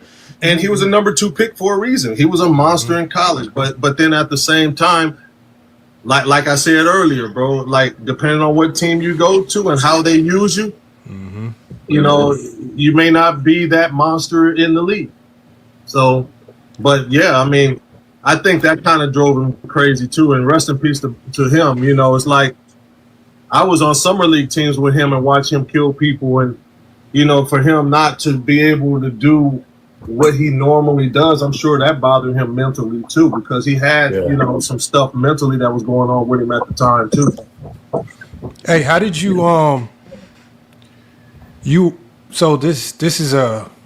so you kind of, your style of play, I would probably say you were maybe one of the first like advents of like a stretch 4, if it's something to that degree. And at the time that you came in the game, right, when it was expected for 4s and 5s to be in the paint and rebound and doing all the post work at the rim, did you have to deal with? There was kind of a 2-part question. Did you have to deal with shaking and proving to people, the mantra that just because you were attacking from the outside in, you were perimeter based 4? Did you have to shake the connotation that you could potentially have been looked at as like a soft player because you weren't traditional? You know what I mean? Well, I was never, I'm not 6'10", so your power forwards are anywhere from 6'9" to 6'11". I'm not that tall, so I was always, in the most small forwards I guarded was my size or a little bit taller. Of course, I wasn't as athletic as they were, so I had to do things to kind of slow them down, maybe bump them a little bit, and then try to trail my way around. But in high school and college, I mean, you can't just score 44 standing behind the 3-point line. I was a post-up guy. I was a good offensive rebounder in high school and college. I played a lot in the post in high school and college. But when I got in the league, they stuck me in the corner, or they'll run the floppy for me. And then that would be how I would get stuff. But with Toronto, and I don't know if you remember this. See, that's why they mention size a lot, because you heard what he said when he was in college. He was kind of big, so he could post people up. He can do a lot of things in college. He gets to the NBA, all that changes because now everybody in the NBA has size, right? So it's like now it's about what you can do with that size. You know what I'm saying? Because if you're usually bigger than the next guy, that's why people always get mad at LeBron, because he's just bigger. So they feel like he just has an advantage. No matter what skill you have, he's just big, man. He is already skilled, but now he's big. You know what I'm saying? So you can clearly hear him say, like, I wasn't really that big. I'm not a 4. Like, I can't do that in the NBA. When I get to the NBA, especially in the 90s, I'm seeing the Sharon Wrights at 6'10", 6'9", 6'11". I'm not posting those dudes up. They're big as hell. They're strong as hell. Like, I'm stuck in the corner. They turned him into a corner, niggas. Sharon, they used sometimes when when Damon come out the game, or when Damon was injured, they would put Doug Christie at the point. I would be at the 2. They had Carlos at the 3, Rogers, and he's 6'11". They had Sharon, and then they had Oliver. So we were kind of big, and I would be playing the 2. And remember when we run that blast down action, when I run off the top of the screen and run down it into a post with a smaller guy. Yeah. Or I run down and then come back up off your screen up at the top for the 3. So I played that was the only year that I played any 2. And it was effective. I didn't play any 4, and I played majority 3 in the league. So you heard what he said? I was effective playing the 2 because he's playing against smaller guys. His skill level now matters because he's bigger than them. So there's nothing they can't physically move him out of his spot and all that other stuff. This is why they always talk about being physical, because at the end of the day, these are just one skilled, not one trick pony type guys, but they're limited skill-wise. That's why today's NBA players all have to know how to dribble and do stuff like that, because you can't just let a defender dictate what you're going to do on a basketball court. You have to dictate the defense, not the other way around. Back then, the defense used to dictate offense.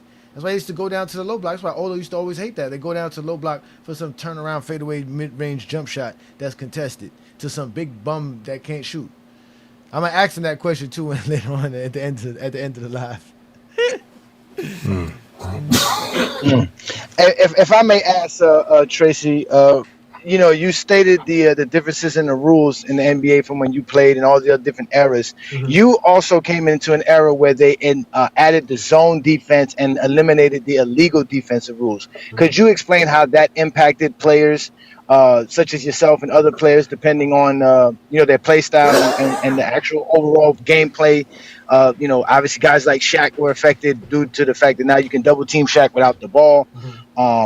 Can you explain how the transition went from the illegal defense rules to the zone defense, which you were a part of that transition? You was in the league at that time. Okay. I mean, I think the difference is, like, there are so many guys that can shoot 3-pointers nowadays, because they still run some zone nowadays too.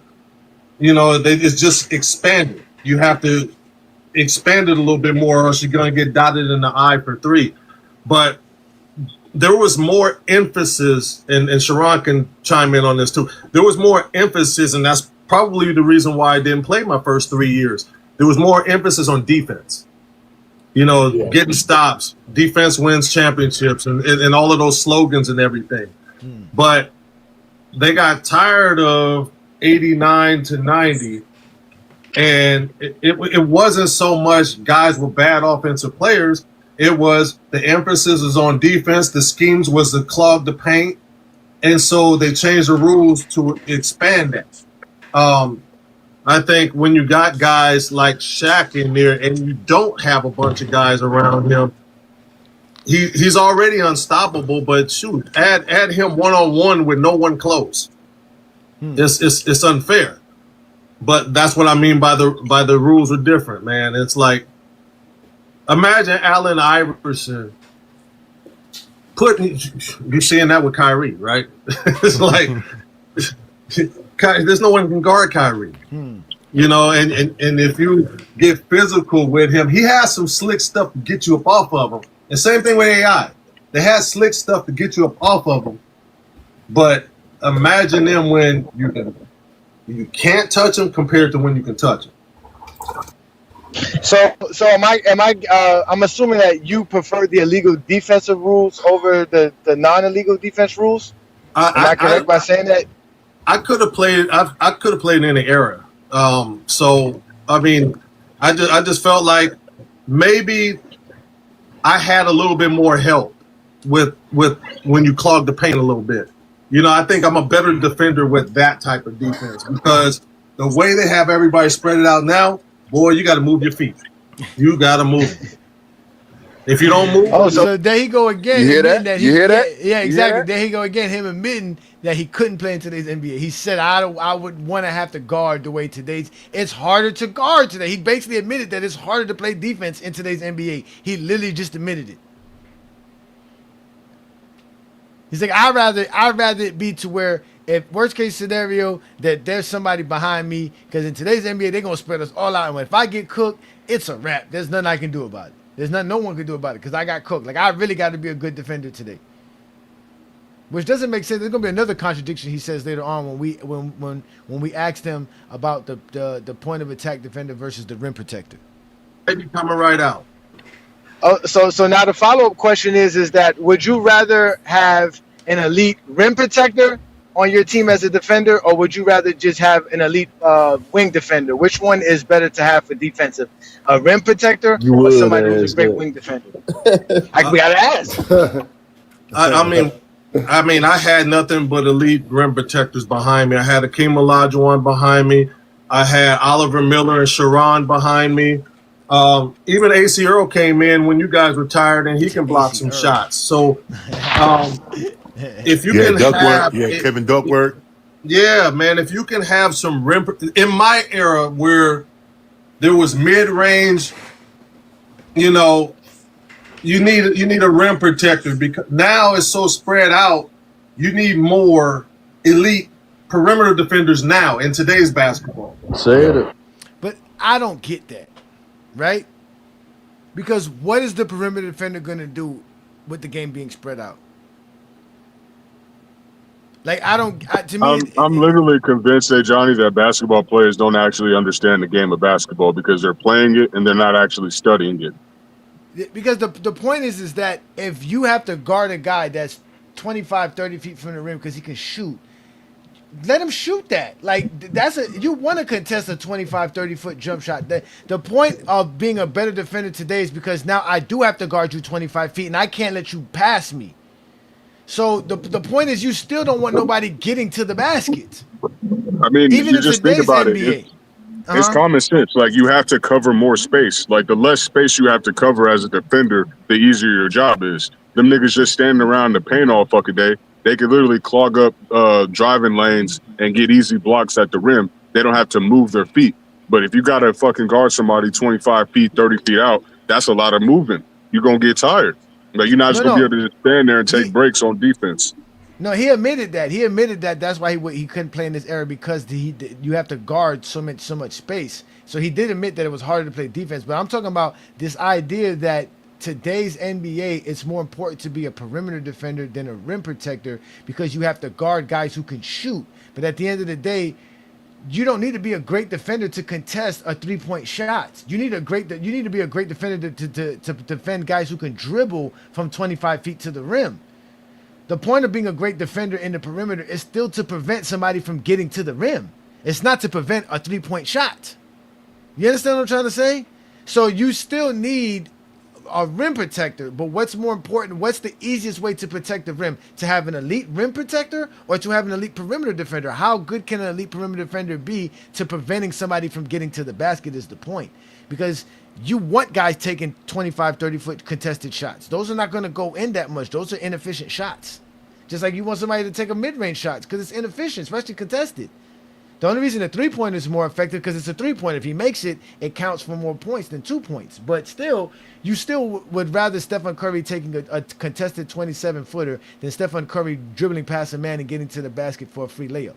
Like, you understand what I'm trying to say? So this idea that the rim protector is still not more important, it still blows my mind. I don't care what era it is. Everybody's trying to get to the basket, so the most important thing is to protect the basket. It's just like in football, the most important thing to do in football is to protect the line. It's to have a good front line and a good defensive line. Like, that's it. That's where everything starts at, right there. If you can't protect nobody, man, you can't open up holes to run, what the hell are you going to do in football? Nothing. And it's the same thing in basketball. If you always let somebody get to the middle, always get to the paint, and always get to the basket, you're not going to win. Like, you have to stop them from getting to the basket. I don't care how many three-pointers somebody shoots. Getting to the basket is always going to be a problem. So I never understood that. But I heard both Sharon say that, and I also heard Tracy Murray say that.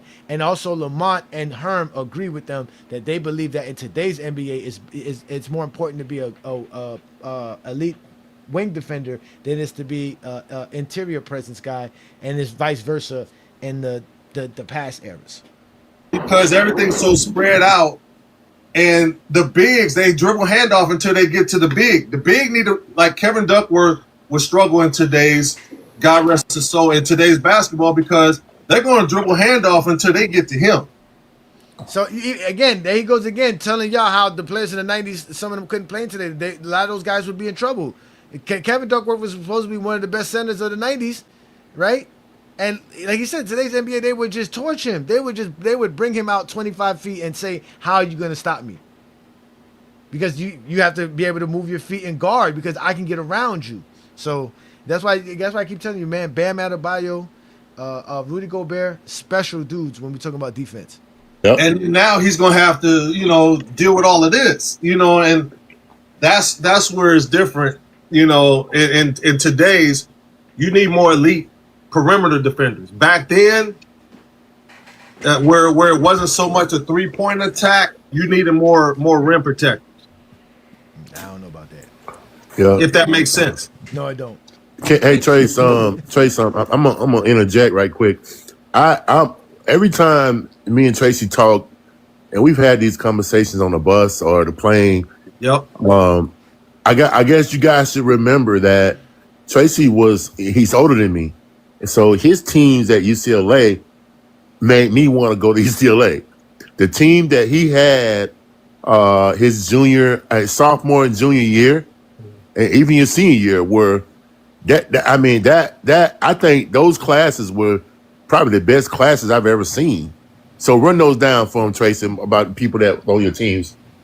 My junior year at UCLA, we had 10 NBA guys on one team. We had Derek Martin, Gerald Matkins, Mitchell Butler, Tyus Edney, Ed O'Bannon, myself, Don McClain, Rodney Zimmerman played a year, Keith Owens played a year. Who's the other one I'm missing? I'm missing one more. Oh, Richard Petruska. George Zedek. He said George Richard Zedek. Petruska. So what about the Zedek, dude? Petruska was on red shirt, and Zedek was the 10th guy. So we had 10 NBA guys. What about Sean? John Tarver didn't even make the NBA. He's the most talented guy on our team. He's the most talented player y'all had. The most talented player on our team didn't make the NBA because he didn't understand basketball IQ stuff. Because, hey, talking about a 30, 40-point scorer, he was that guy. Talking about lock a guy down one-on-one, he was that guy. 6'5", wiry, strong, extra long arms, athletic, could score. He had three-point range, can get to the cup and dunk on you, had mid-range. He was really crafty. He just didn't understand the team aspect of basketball, making a play for others, or defensive rotations. he didn't understand that type of stuff. He's like, I got my man, and you need to move your feet. Talk You know what I'm about saying? So I got my man, you get yours, you guard your man. So that's what he didn't understand about, you know, high level defenses and high level playing. You know, he was one of the best, most talented players I ever played with. talk about that top 5 team with the Eminem boys with you and Don. That was the team. Yeah. That was the team. That was it. I mean, me and Don averaged 21 a game. You're getting 42 points from 2 people. So let's break it down like this. We had Ed O'Bannon, who was a McDonald's All-American. I was a McDonald's All-American. Mitchell Butler was a McDonald's All-American '89 with me. Derek Martin was an McDonald's All-American with Don McClain. You had Ed O'Bannon, who was a McDonald's All-American. So we had 5 McDonald's All-Americans, maybe 6. You had Ed was a lottery pick. I was first round. Don was first round. Ty Zetney played in the playoffs with Sacramento. Yeah, that's what I'm saying. It's like, I mean, bro, we had dudes. It was just so hard to win. You know, I wanted to ask him that, but I didn't get a chance to. I wanted to ask him about the Ed O'Bannon situation. Because, you know, Ed O'Bannon is the reason why sports games had to start paying college players. And basically, because he won the lawsuit, that's why we didn't have a college football for a long time and college sports games, and because they didn't know how to pay the players until they came with the NIL rule. Did y'all know that? I don't know if y'all both muted. I don't know if y'all heard me, but Yeah, we got you. We hear you. yeah, because Ed O'Bannon sued NCAA. No, he sued EA Sports in them for likeness because these guys used to be on he was on the cover of an NCAA game and didn't get paid for it because he was still considered an amateur player, and he thought that was kind of crazy that they can take his likeness and image, put it in the game, and do all of that, and none of them got paid for it. So he went to a big civil lawsuit versus that took years, and that's why like by mid 2000s, the EA Sports and all those video game people stopped making college games because they won the case. And I wanted to ask him about that case, like, you know, how did that transpire? Was he even involved in that? Did Ed O'Bannon reach out to them for support? You know what I'm saying? And what kind of support did they give him? And because he was really battling a big, billionaire machine to go up against EA Sports and video gaming is not simple. You know what I'm saying? They have enough money and enough lawyers. That's why it took forever. That's why it dragged so long in the courts. But eventually, they won the case, and now today, that's why we have college games now, because they invented the NIL. Now players get paid for their likeness. And it all started with Ed O'Bannon and the guys that played at UCLA with Tracy Murray and them. So I wanted to ask him that, but I didn't get a chance to ask him that question because he had left. You know what we were missing? We were missing you, Sharon. You heard that? We're missing you. Well, y'all also had to play I against had to that. guard the Yeah, center. y'all most of didn't the have time, rebounders, man. Y'all didn't have I had to guard the center. I had to guard the center. Interior, Bro, I'm guys. 6'7". I can't guard the Scoring center. wins games. I was guarding, big dudes. Like, I can't do nothing against them. Yeah, and y'all had to play against that Tucson skyline, man. And That was I my had to second guard Ed Stokes. I had to guard Brian Williams. I had to guard Sean Rooks. 6'11", 6'11", 7'1". I had to guard that. Rest in peace to Wook, man. Yeah, and that's my brother from another mother right there. You thought Oliver was closer. Rooks, Wook is another one that was extremely close to me, bro. It's like I lost two brothers at the stature of me and you, bro. No doubt. But that team had Kenny Lofton on that team. You Bro, guys know they had Sean Elliott. They had Sean Elliott, Kenny Doug Lofton. Bushler. They had Damon. Oh, my they God. had Steve Kerr. Khalid Reeves. They Steve had Kerr. Steve Kerr. They had a heck of a run, bro. Tolbert. lead Tom dudes. Tolbert, right? He said Jeb Bush. Tom Tolbert. You heard they Man, lost? bro, they had Anthony is Cook. that? They had a man. They had a They had run. Chris Mills. They had Chris Mills How later. can I Yep. forget my brother? Oh, Chris Kobe Mills. teammate. They had a run of dudes come through there and go to the league, bro. So I got a question though. What was the year that you felt you guys should have won, but end up losing for us in that tournament, for us That year, NCAA tournament? that year we were number 1, number 2.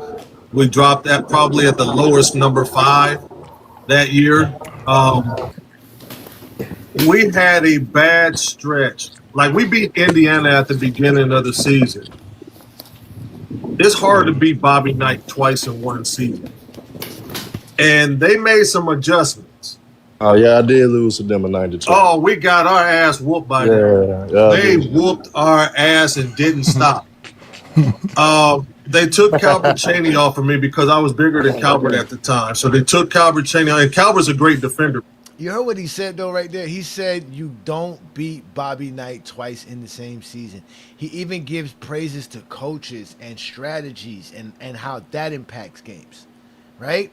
He talks about all of this stuff, bro. Like he really gave us a lot of great stuff, man. A lot of gems. By the way, they took Calvert off of me and put Allen Henderson on me. So now they got a 6'10" guy that I can't post up.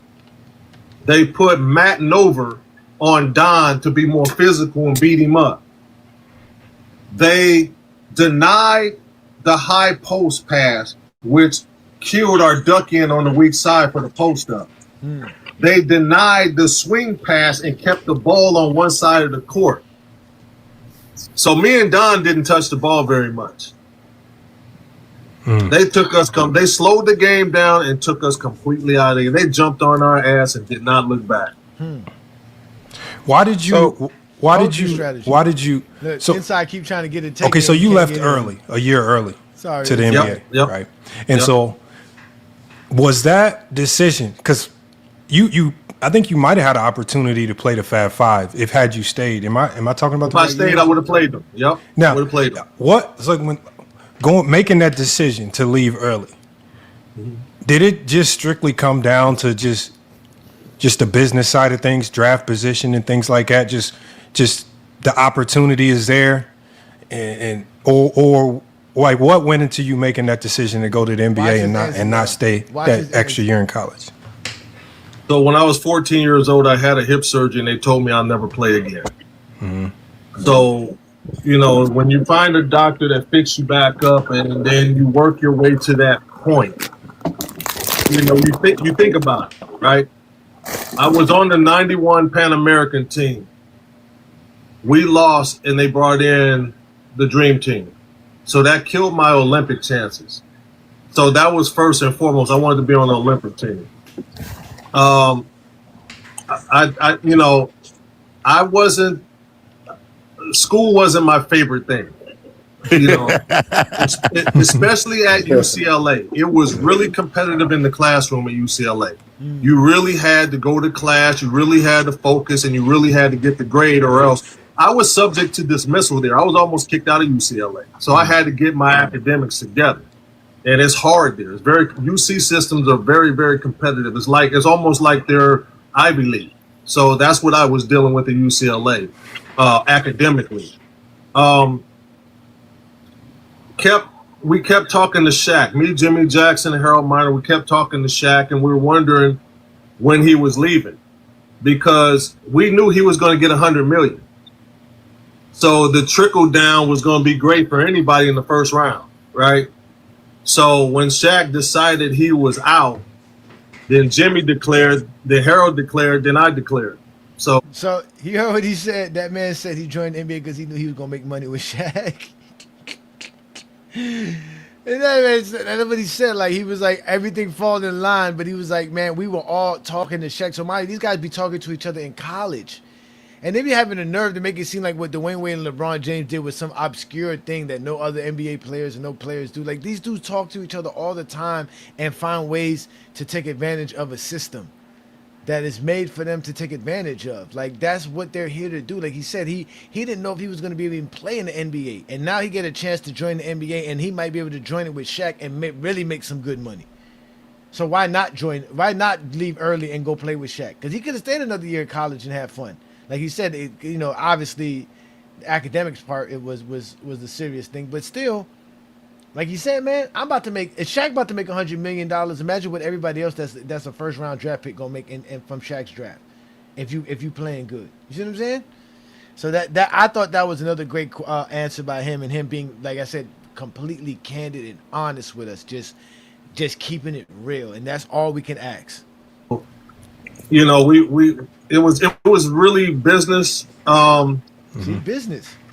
Business, not really liking school, and not being able to be on an Olympic team. And another thing, my best year of having a chance to win the NCAA championship had just passed me with that loss to Indiana. So I didn't see, I can see nothing but my stock going down, if anything, instead of being where it was. So that's when I decided to just make that jump and deal with the consequences. Mm-hmm. Yeah, we talk about that a lot. Tracy, can I ask you, Tracy, can I ask you one question? You once described to me, Terrell Brandon, and Gary Payton the game that you had with Rod Strickland, the 50 points and the easy triple-double by Rod. Can you talk about that game? That game was crazy, man, because from the tip-off, Rod was going. And Golden State was kind of young. Brian Shaw, Bimbo Coles, those guys didn't play. So, and Joel Smith got going a little bit. Every time I hear Bimbo Coles, I think of Wally Lancaster, man. Shout out to Wally, man. If Wally's still around, man. One of the old school FYF guests that used to show up, man. Old school dude played basketball in the 80s in college with Bimbo Coles in them late 80s. I think he didn't. No, he never got drafted. He never played professional NBA, but he's a funny old man. Shout out to him, man. Was on that team, so Rod started clicking with me. I had a dunk, I had a couple fadeaways, I had a couple of threes, and we were rolling. So, we're just like playing. It was almost like playing a pickup game, an organized pickup game out there the way we were playing. And we're playing free. And all of a sudden, we're walking to the locker room at halftime, and all I hear was, damn, this dude got 29 points already. So I'm like. Now, I want to know who did that. I don't know if that was Lamont, but I think that was Lamont. What was that? I think that was Lamont. I think Lamont was doing something in the background and forgot that he had his volume up. Because after this, Lamont goes on mute, and we try to ask Lamont something, he couldn't talk because he was muted. We had to tell him to unmute himself. So I'm thinking that was Lamont that did that, because I don't think it was Inside, because I know Inside also had some background noise going on, but it was definitely somebody, one of those two that did it. It was definitely one of those two. Sound like it was Lamont. I knew I was cooking, but I didn't know I had 29. I wasn't looking up at the board to see what I had, because you just don't do things like that and offend your teammates, right? So they said, boom. You heard what he said right there? He talked about how he had 29 at one point in the game, and he didn't want to make it seem like he didn't look at it because he didn't want to offend his teammates. I really wanted to ask him about that because I want to know what he meant by that, because it sounded like what he was saying was, bro, you don't want to show your teammates like, yo, I'm balling, forget the game plan, forget everything, just give me the ball. Like this is my moment, right? I'm being selfish. I'm only thinking about my stats in this predicament. I'm not thinking about the game, right? And I think that's what he meant by that. But I wish we were able to ask him what he meant by not looking at the stats or looking up at the board to see if he had what he had to not offend his teammates. Because I know there's times players said that. I remember when I told you when I went to go watch Luka play, and Luka scored 60, and it was weird because you were just watching him play. You didn't realize it. Didn't even look like it. Yeah, you look up at the scoreboard, he had fucking 50-something points. You're like, damn, Luka's about to score 60 tonight, right? And that's like what he meant. Like, everything is going so well. I don't want to be the one that's looking up at the scoreboard and padding stats. We're just, everything is going well. Let's just do what we got to do. Let's not offend my teammates, because I don't want them to look like, hey, oh, look how good I am, or this is my night. Let me do me. Just let, and again, I guess it's superstition. I don't know, but I really wanted to ask him that question, and we didn't get a chance to do that. That's why I was kind of telling Lamont, I wish It was just he and I that was asking the questions. But again, this was a question that was asked by Yella Maui. So if we didn't have him come up, we wouldn't have got this answer neither, because we didn't ask him this question. We didn't ask him about No, the that's a 50-point great game. question to ask though, because No, that was a you'd be great curious question. about how team dynamics work and the chemistry and how to fix those issues. Yeah, and how it happens when a player scores 50. Like what's going on in these games where you're hot, you know what I'm saying, and things are just rolling. Like he said, the game plan wasn't for him to score 50. There's no game plan to say you're gonna do this. It's just like he said, things just happen, and he just said things just started rolling, and like I said, he breaks it down about how he just had the opportunity. Remember earlier he said, I know I'm not getting out of the game, so I can take more risk. I can try to do more. You know what I'm saying? Because like he said before, you have to know your role. You can't be trying to outshine your. Remember, he's a bench guy. He's a guy who's coming up with me. He's a role player. His job is to do something, not anything else. But here he has an opportunity, and this opportunity led to a 50-point game, which is kind of dope. Because like he said that every NBA player wants to have a 50-point game. Like that's something they want on their resume, is that they scored 50 points in an NBA game. I had 29, so I'm like, dang. When you hear you got 29 and a half, what are you thinking about next? You know, because everybody is talking about 60, nigga. the ultimate is to get a 50-point game in the league. Mm-hmm. So I wasn't going to be thirsty and take a bunch of crazy shots. I was still going to play within the flow. So the third quarter come out, I get a couple of buckets. Rod starts going to Calvert a little bit, get Calvert going, because we need a balance. Rod was able to still keep going and get his. So Calvert had a big third. Rod was still cooking. And then the fourth quarter came, and it was a tight game. And down the stretch, they kept just trading different defenders on me, and they put Joe on me, took him off. They put Daniel on him, took him off me. They put Dwayne Farrell on me, took him off me. They even put Tony Delk on me. They tried to go small and see if a smaller guy can, and they put centers on me too to try to beat me up. And it just, that night it just wasn't working. You know, we were just clicking on all cylinders that night, and I couldn't miss a shot. So and as I say again, it was Calvert who was cooking. It was Rod who had that monster triple double. You know, and you know, I couldn't miss, man. You know, to get 29 shots, that's a lot of shots in the NBA. A lot of shots. And I was, imagine Jordan averaged 28 in the season. That man said, I got 29 shots in the game. He said, bro, that's a lot of shots in the NBA game. This nigga Jordan averaged 28 in the season. Bro, at his peak, he was averaging like 26, 27 shots a game in the fucking playoffs, bro. And you know he's shooting more than that in certain games. Niggas shooting upwards of 30, 40 shots, nigga. You taking more than half of your team's shots at one point. Not to mention all the times he got fouled and he's going to the free throw line 10, 15 times. Yeah, those are shot attempts that don't count, exactly. So if you see this nigga shooting like 18 free throw attempts a game, just know he didn't shot the ball at least 50 times. 18 for 29, so I had 18 field goals. So 18 to 29. You know, I was 9 or 10 from the free throw line, 5 or 10 from 3. So it was, you know, I also had 8 rebounds. So I even had 8 rebounds, y'all. He was like, that was the night of my life. it was a pretty good night, man. And the most important thing out of all of that is we won. It mattered because we won. Right. So can I ask one more thing? Can you also talk about the night that David Robinson got the trophy for MVP and you were there at the King? I want you to talk about that, my guy. Talk about that night. That night was funny, man. That night was really funny because I was on the injured list. So I thought this was a dumb question. I don't care about why. Like who care about that? Like, you know what I'm saying? Like, just more Akeem glaze, like out of nowhere. We're supposed to talk about Akeem Olajuwon now, like what Akeem Olajuwon and David Robinson, like where did that come from? Like it just came out the blue, right? Like just a weird question from Yella Maui, but he's gonna give a good answer. Like I said, this was great. Like I said, he was so open with us, man, so free to tell us anything and really break the game down for us, man. I really appreciate everything Tracy Murray did for us that night, man. Shout out to Tracy Murray, man. I am further down the bench during the ceremony, and Dream is at the end of the bench, and Kenny Smith is down there too.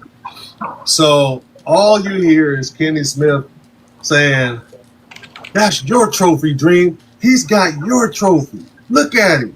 Look at him. He's the MVP." He goes, "Kenny, don't worry about it." Man, from the tip off, I've never seen a Hall of Famer get his ass kicked this bad on the court. Like, Dream took it extremely personal that they gave him that trophy right before the Western Conference Championship, right there in his face when he was the MVP the year before. I mean, he was still having an MVP season. It's just the team wasn't having a good year. You know, that's why they made the trade for Clyde. They needed a shot in the arm.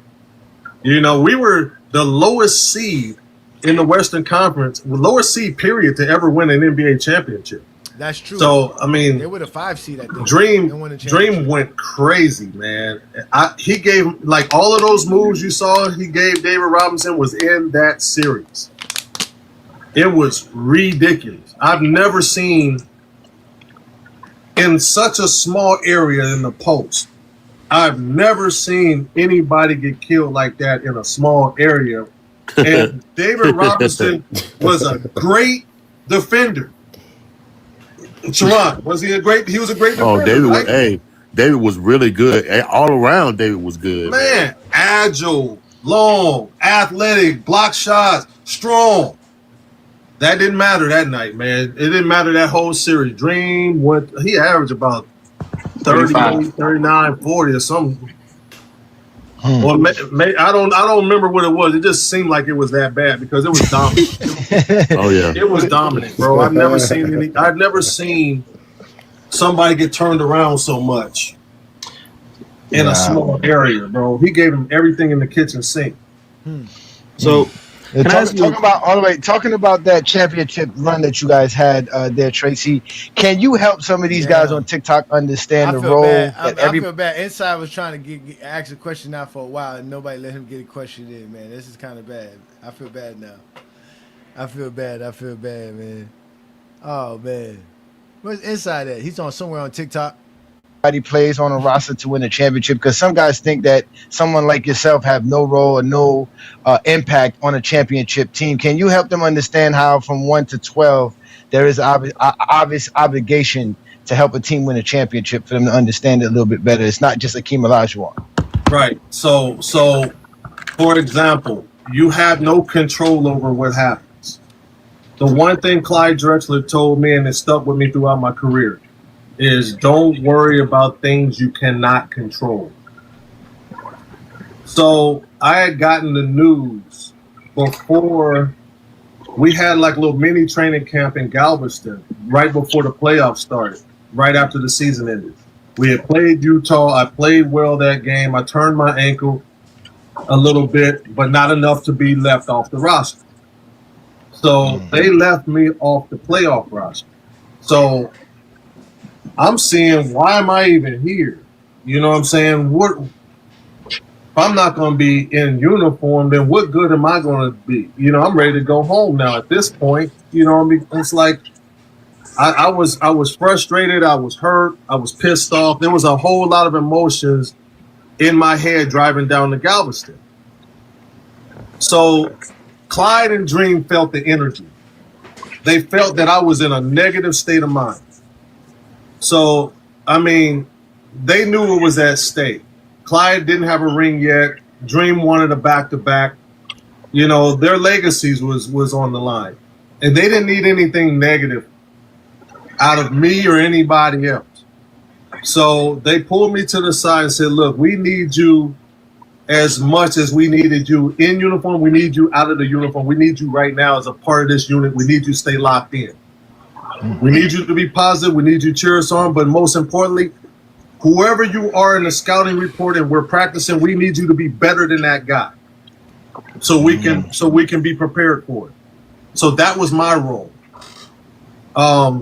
You heard what he said? I asked him, what is the role of every player on a championship team and how impactful they are. He said that he wasn't even in uniform.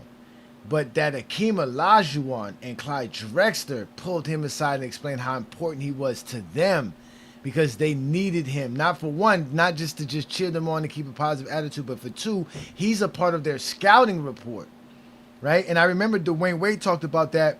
People asked Dwayne Wade about the championship and how that everybody on the 2006 Heat team was important to winning a championship. He even mentioned a guy named, if I'm saying his name right, Earl Bannon, right?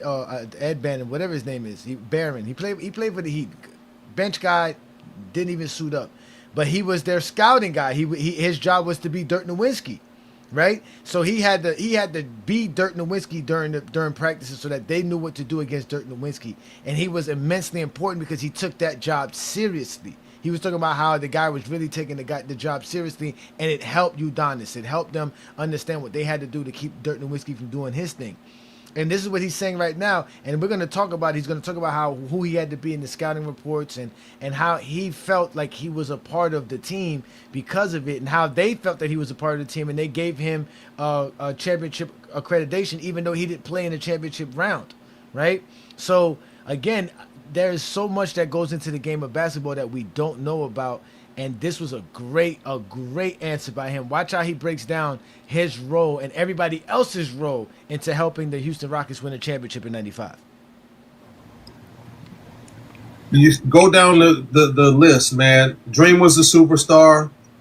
Clyde came in and ended up giving them that boost that they needed, and he became that second guy that they needed.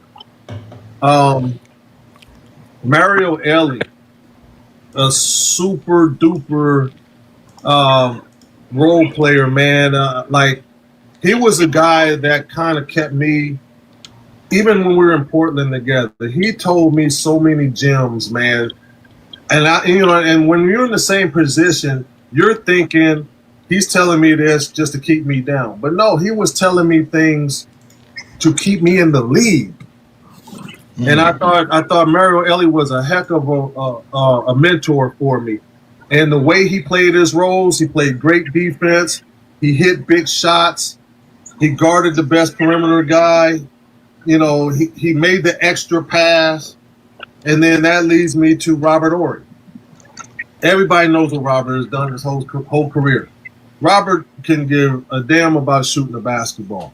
But he will block shots. He will rebound. He would defend, and he would hit the big shot for you. He didn't care about getting a bunch of volume shots, but he got the crucial shots that he knocked down. You know, and he's another guy that could have went out there and averaged, 15, 20 a game. He just chose not to. He chose to be a good, valuable piece to the puzzle. Sam Cassell. He was that punch off the bench, man. You knew you would get an instant offense from him. He was going to come in, and he was going to make some plays, and he was going to scorch whoever that guard is on the other side. Kenny Smith. In the second half of the season, Kenny, had some ups and downs because he was trying to get used to us being around, right? So, they lost Otis Thorpe, which was a big part of them. And, me and Clyde, nobody was happy we were there. Otis Thorpe was their guy.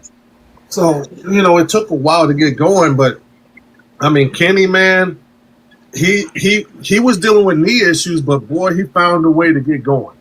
Like, the game that we were down, game 1 to Orlando, those threes that he was hitting to bring us back, and him and Sam Cassell, that was their game. That was the guards' game. They did their thing. Pete Chilcutt, good role player, can knock down the three, bang bodies with the big guys. Come in and spare Chucky Brown, who was our starting power forward.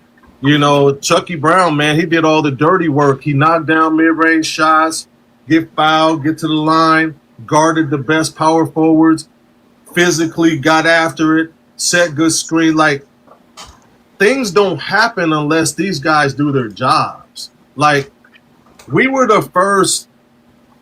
I think that's why they hired Rudy Tomjanovich with the Lakers as the first person that I knew that got hired for analytics, the way they play nowadays.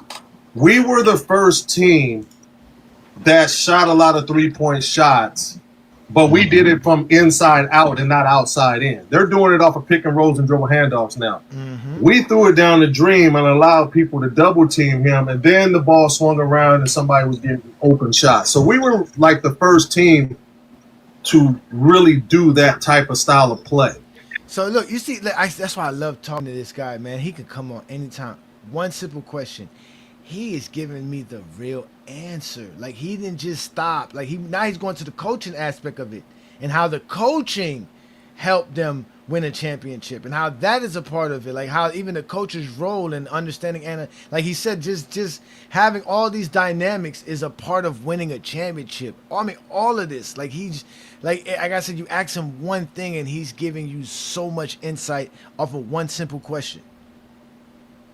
But we did it from the inside. So, but everybody, Vernon Maxwell, man, when I was there with him while he was like, he left during the Utah series and just said he had enough and he took off. But I understood his frustration, man, because he was a very important part of the championship team. Clyde comes and now he's unclear of what his role is and what they want him to bring to the table. Vernon was a great teammate to me.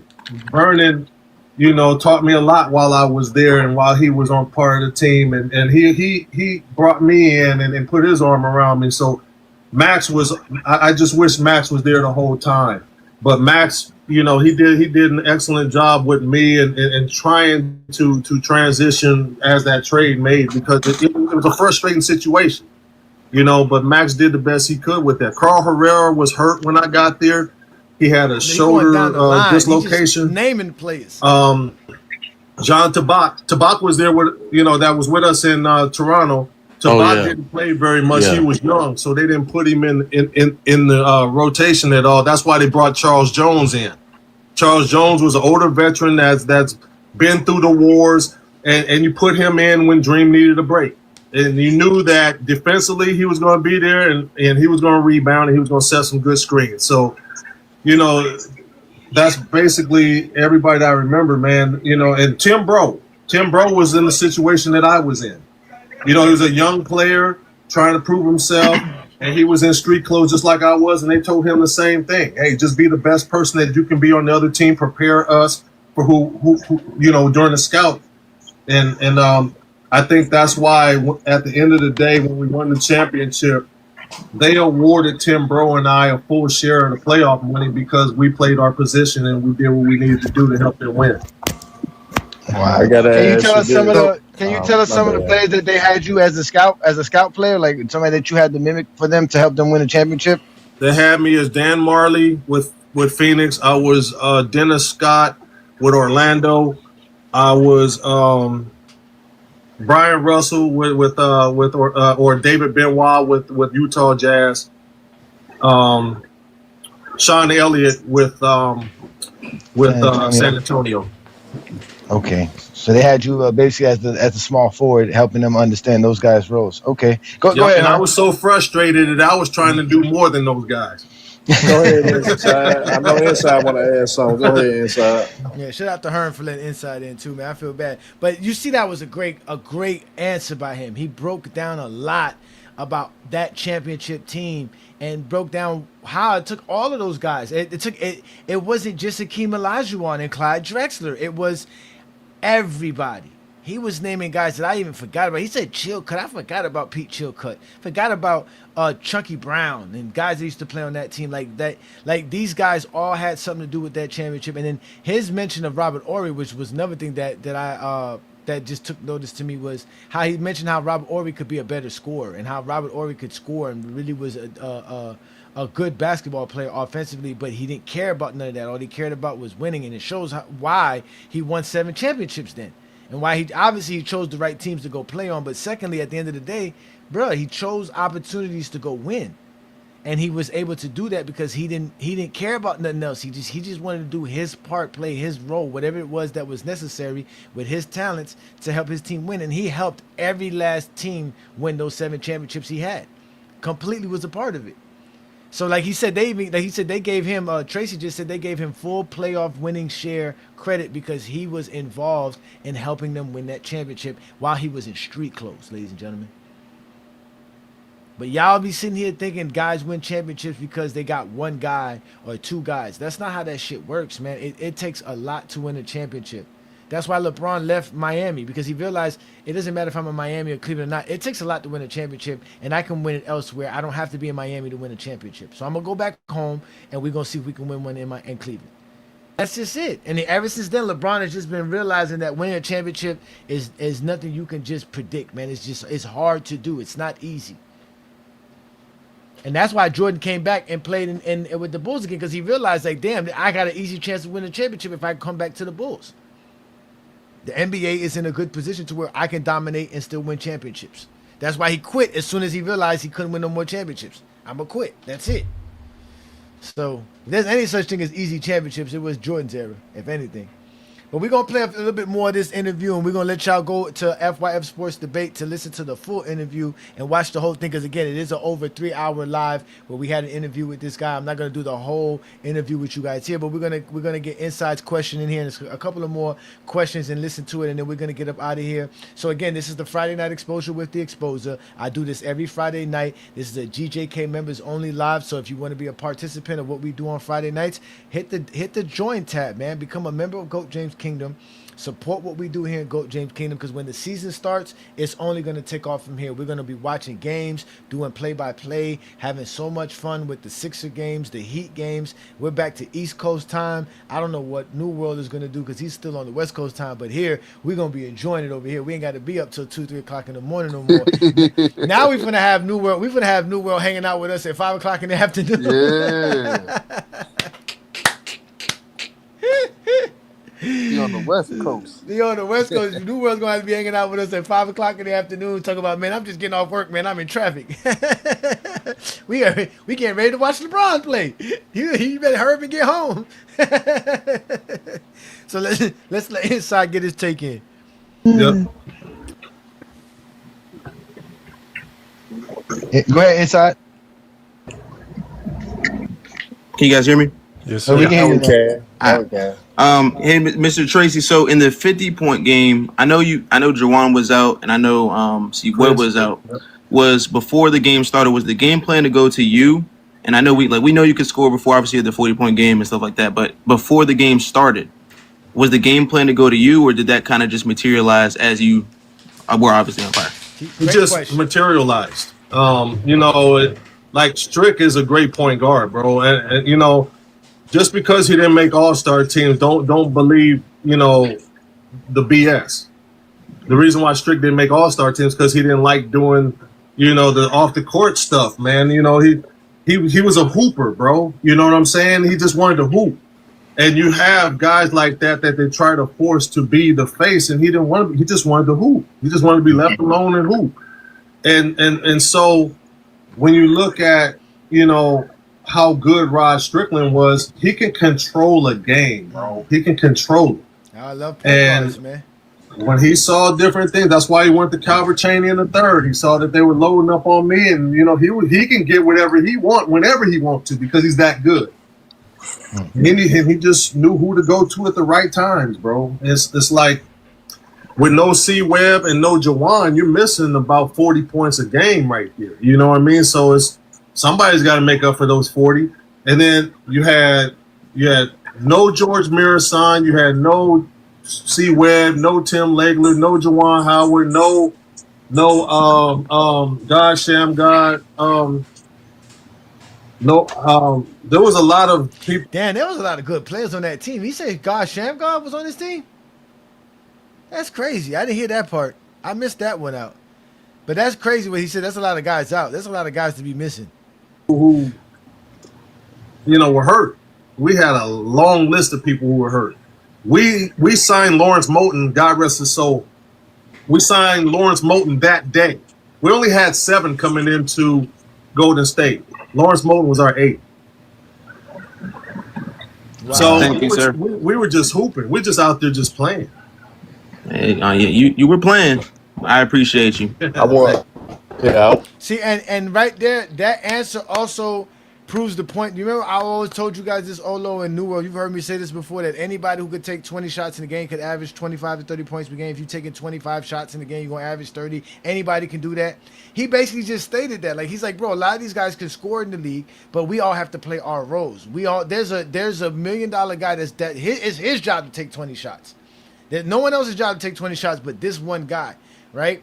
And he talked about how all those guys are gone, so now those voids have to be filled. So that means now anybody can. So you can get someone like a Tracy Murray step up and have a 50-point game because he just had the opportunity to take 29 shots in an NBA game, right? He's even if he doesn't score 50 with 29 shots, he's easily scoring 30, 40 points. So again, imagine if he got that more consistently. You see what I'm saying? So when I be telling people, man, it's easy to score 30. Not say easy, but anybody who averages 20 shots per game is going to average 25 to 30 points per game. That's just given because you got enough shots. So like that was a great question by Inside. That was a great answer by him, and you clearly heard what he said. There is no game plan made up to say, oh, you're going to score this or you're going to do that.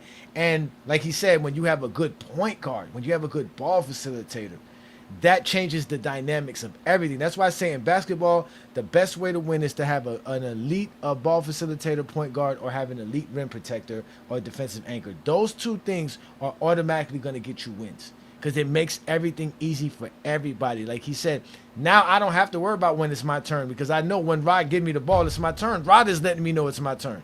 Rod's letting me know when it's somebody else's turn. Rod's telling me what to do with the ball because when he gives it to me, he's telling me, yo, here, at this point, you need to do this. Like, this is what having a good point guard does in basketball, man. Having an elite point guard. Like he said, this guy, Rod Strickland, was that dude back then, too. And he talked about how Rod Strickland didn't like being a part of the media, which is, again, a part of that professionalism that he talked about, that outside of the lines, part of being a pro athlete that some players just don't understand, that it's not about just being good on the court. You also have to have the personality and professionalism to do other things outside of that because that's what the organization needs from you. I wanted to ask you about your time with Shaq and Kobe, that environment with Phil Jackson, Shaq, and Kobe. Your time with the Lakers, and what was your thought of how great those players was, and Phil Jackson as a coach? Well, I mean, Phil Jackson as a coach, it speaks for itself. He's got 11 rings, so it doesn't, you can't say much other than that. You know what I mean? Shaq was the most dominant guy. He was still in his prime. Kobe was at the top of his game. The role players, I think, were key because they allowed those guys to be who they were. Robert stretching the floor, Derek Fisher stretching the floor, Rick Fox being in the corner. Brian Shaw been playing with Shaq for years. He knew how to get Shaq the ball in certain places when he hadn't had a touch. He knew how to talk to Kobe when Kobe was frustrated. There were guys on that team. They used Kareem Rush a lot that year. Samaki Walker was the starting power forward. I think he had lost his confidence because of how he was being played. Samaki's one of those guys, if you throw him the ball in the post, he'll get you 20 a game. But when you put him in the triangle, it was something that he wasn't really used to. So he did the best he could with that. Devin George, great role player, man. He played his role.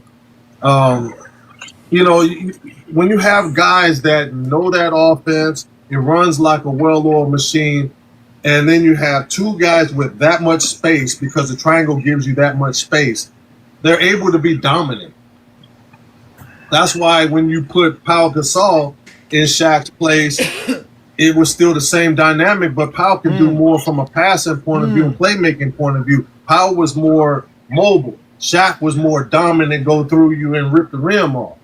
But you still had the same dynamic with Kobe. Like, he praises everybody. Yeah.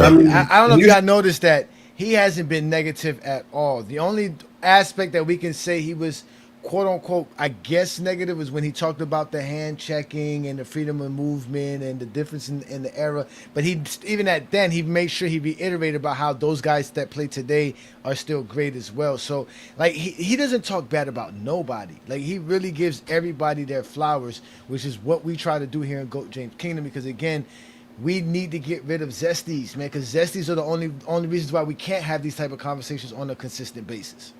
You see what I'm saying? They would have been looking to argue with this man left and right about the things he was saying.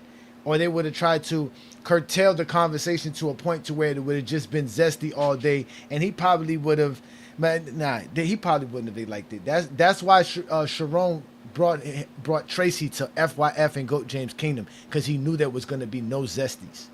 He understood it was TikTok, so there was still a chance that something might creep through. But he understood coming to us, we were going to actually talk hoops, and there was going to be no bad. And he said this at the end, man, these are my guys. Listen, man, like talking to them is like talking to real basketball fans and real basketball guys. So that's why it was great to have him on. And like I said, man, he gave us some great insight. Like I said, we're going to continue here now. We're going to get up out of here very shortly. Because like I said, you guys should watch the full interview on FYF Sports Debate channel. It's on FYF Clips channel as well. And it's also a part of Goat James Kingdom. It's a collaborative video, so you can go on Goat James Kingdom. You'll see it there in our collaboration section of videos. Guys that were capable of hitting big shots night in, night out. Yeah, I'm gonna get off task for a minute, T. And I I love you. I don't want to put you on the spot, but I wanted you to. There's a topic on our show on FYF and with Go James and even with Herm's show. I feel like we just go ahead and nip it in the bud. Let me just go ahead and say, I want you to touch on your relationship with Kobe. What it and I talked to you about this, and I know how hurt you were about this. Absolutely. I had talked to you. We had talked that week, and I remember the first thing I did when I got the news. Yeah, we gonna actually end that interview on that. If you guys want to hear what he had to say about Kobe, go to FYF Clips channel, and you'll hear exactly what he had to say about Kobe, man. The interview is still going. It's a great interview. I'm glad that I was able to actually give y'all a good portion of it, that y'all heard it here on the Friday Night Exposure with the Exposer. As you guys know, we're going to continue to give you guys great content. We're hoping to get more basketball players and introduce ourselves to more people that are in the basketball world, so that we can have more interviews like this with them, have them participate with stuff that we do here in Goat James Kingdom. So again, don't be afraid to subscribe to our channels, to follow us on other platforms, even if you don't like LeBron James. Matter of fact, if you don't like LeBron James, we don't want you. It's true. We want real hoopers. We want real basketball fans, real hoopers that like basketball. And I'm about to make a video about Los. Did y'all see that video of Los talking about LeBron fans are the worst and the most toxic fans and ruin basketball? I get tired of these zesties, bro. People like him swear that they're basketball aficionados because they go to the LA Fitness gym and shoot a bunch of 25-foot shots and can make them and think that they're really good at basketball. Like, you dudes are just the worst. Y'all are the worst basketball fans. This motherfucker was born in 1990, had the nerve to tell people who's the worst basketball fans, bro. You never saw Jordan play. You barely saw Kobe play. Like, I'm tired of y'all. Every last one of y'all. But again, this is why we do what we do here in Goat James Kingdom, because we don't, like I said, we don't have time for all the zestiness, man. We're here to talk the game of basketball. We're here to continue to give you guys great shows, great content. Shout out to guys like Olo, New World, Womboy, Asante, all the GJK members that support us, man. We really do appreciate all you guys, man. Inside, shout out to 2 Cents too, because 2 Cents has been supporting us too as well. Shout out to 2 Cents. Shout out to Hollywood Herm, who supports us as a GJK member. Shout out to like I said, to Wayne Gant. Shout out to my boy Tay, who stays supporting us. Shout out to Tay, man. Tay be in the background on shows every time. Shout out to him. And again, there's so many of y'all. I don't want to say names without missing any names as well. So all of you guys have been great. I just can't think of all you guys off the top of my head right now. Just going off of who I'm seeing here tonight. It's always been a pleasure to do what I do here on the Friday Night Exposure with the Exposer. So again, if you like this type of content, follow and subscribe on all platforms: Instagram, Facebook, TikTok, Twitter. Again, this is Goat James Kingdom. I'm A. Johnny the Exposer, just one half of the platform. We go live every Sunday noon Eastern time. We go live every Saturday night with the TikTok Takeover Live with Lamont and the FYF guys over there. And again, like I said, it's the Friday Night Exposure with the Exposer. I want to thank Olo and New World for participating in tonight's live. And we're about to get up out of here, man, so that we can enjoy the rest of our Friday night, man. Again, y'all, It's been a blessing to be a part of this. The summer's almost over. Basketball's almost coming around. Y'all make sure to check out the GOAT James Kingdom Film Festival lives that'll be popping up very shortly. I have another one for y'all tomorrow. And officially, you guys have been exposed by the exposer, so have a great night, y'all.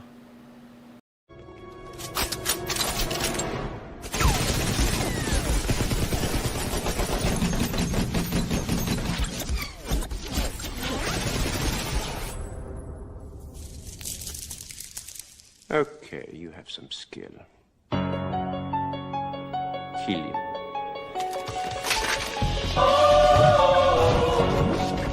GJK. Johnny the Exposer. Call me Cookie Keeper. I own the graveyard. Zesty Jeffrey Cemetery. It's open. Done picking you off solo. Bring me 20. Line them up. 20 versus 1. Let's end it. I dissect the myth. Separate man from Fable. Jordan fans panic. Unable to stabilize the table. Handpicked moments. All the curated real the glory. Dropping out failures to protect the bedtime story. Y'all live in nostalgia. I live in hard data. LeBron's career is the ultimate regulator. Check the cemetery. Marcus fresh and deep. No Miami State. Now the city pots and wheat. Mind vision lost sight. Trying to argue with the king. Mini Glock. Jam up. Couldn't say a thing. King speaks, roll silent. Drip does it crown. Scap attack. Fold his spine crack. Broken down Armani vibes. Overboard. Popped under pressure. Resorting to insults to hide the lack of measure. A catalog bodies every Jeffrey name. Exposed. For hypocrisy left utterly ashamed. Scared to group up ego. Fragile like glass. 20 versus 1. I smoke the entire class. This is GOAT James Kingdom. Where idols turn to dust. We strip away marriage. Shatter all the trust. In ghosts of the 90s. Crime by the perfect ring. Ignoring first rounders. The contradictory things. Scrambling and scraping, terrified to stand. 20 versus 1. Johnny clearing out the land. Zesty Jeffrey's in dirt. Marked and filed in the roast. Step up to the plate or let the ghost status go. Their idol brings a fable from the past. From the past. Claims his dad saw I handled that could last. Dead ops on walk back in 54 rap. Better handles than Kyrie on the floor. Stop. Your daddy lied. It's simple. Using folklore to pop with logic. Pimple. Weaponizing feelings. To deflect the skill. But Kyrie's dagger's deeper. Let's keep it real. Hating on Braun with a passion so bizarre. Elevated plumbers. Them a shining star. Jordan was a killer. Yeah. Respect is always due. Treating them like God is simply untrue. Act like losing later. Is a sin he never knew. Was well early. That's a loss too. I stand on accolades. That's still the book. You stand on killer instinct. And a look. That's why you fear the debate. Why you scared on like roach it when I open the gate. Yeah, yeah. They want the whole way. They want the myth. But I bring the archive. I bring the receipt. I bring the exposure. We all at where the 20 at. Don't hide behind behavior. Face the reaper. Vibing. Gather the truth. Get narratives aligned. Bring the styles and merchants here. Leave logic behind. I want smoke big. Boom to suffocate. So I can let out. Till the joy and fate. 1 man, 20 fans. Microphone to speak. Dissect. In every argument.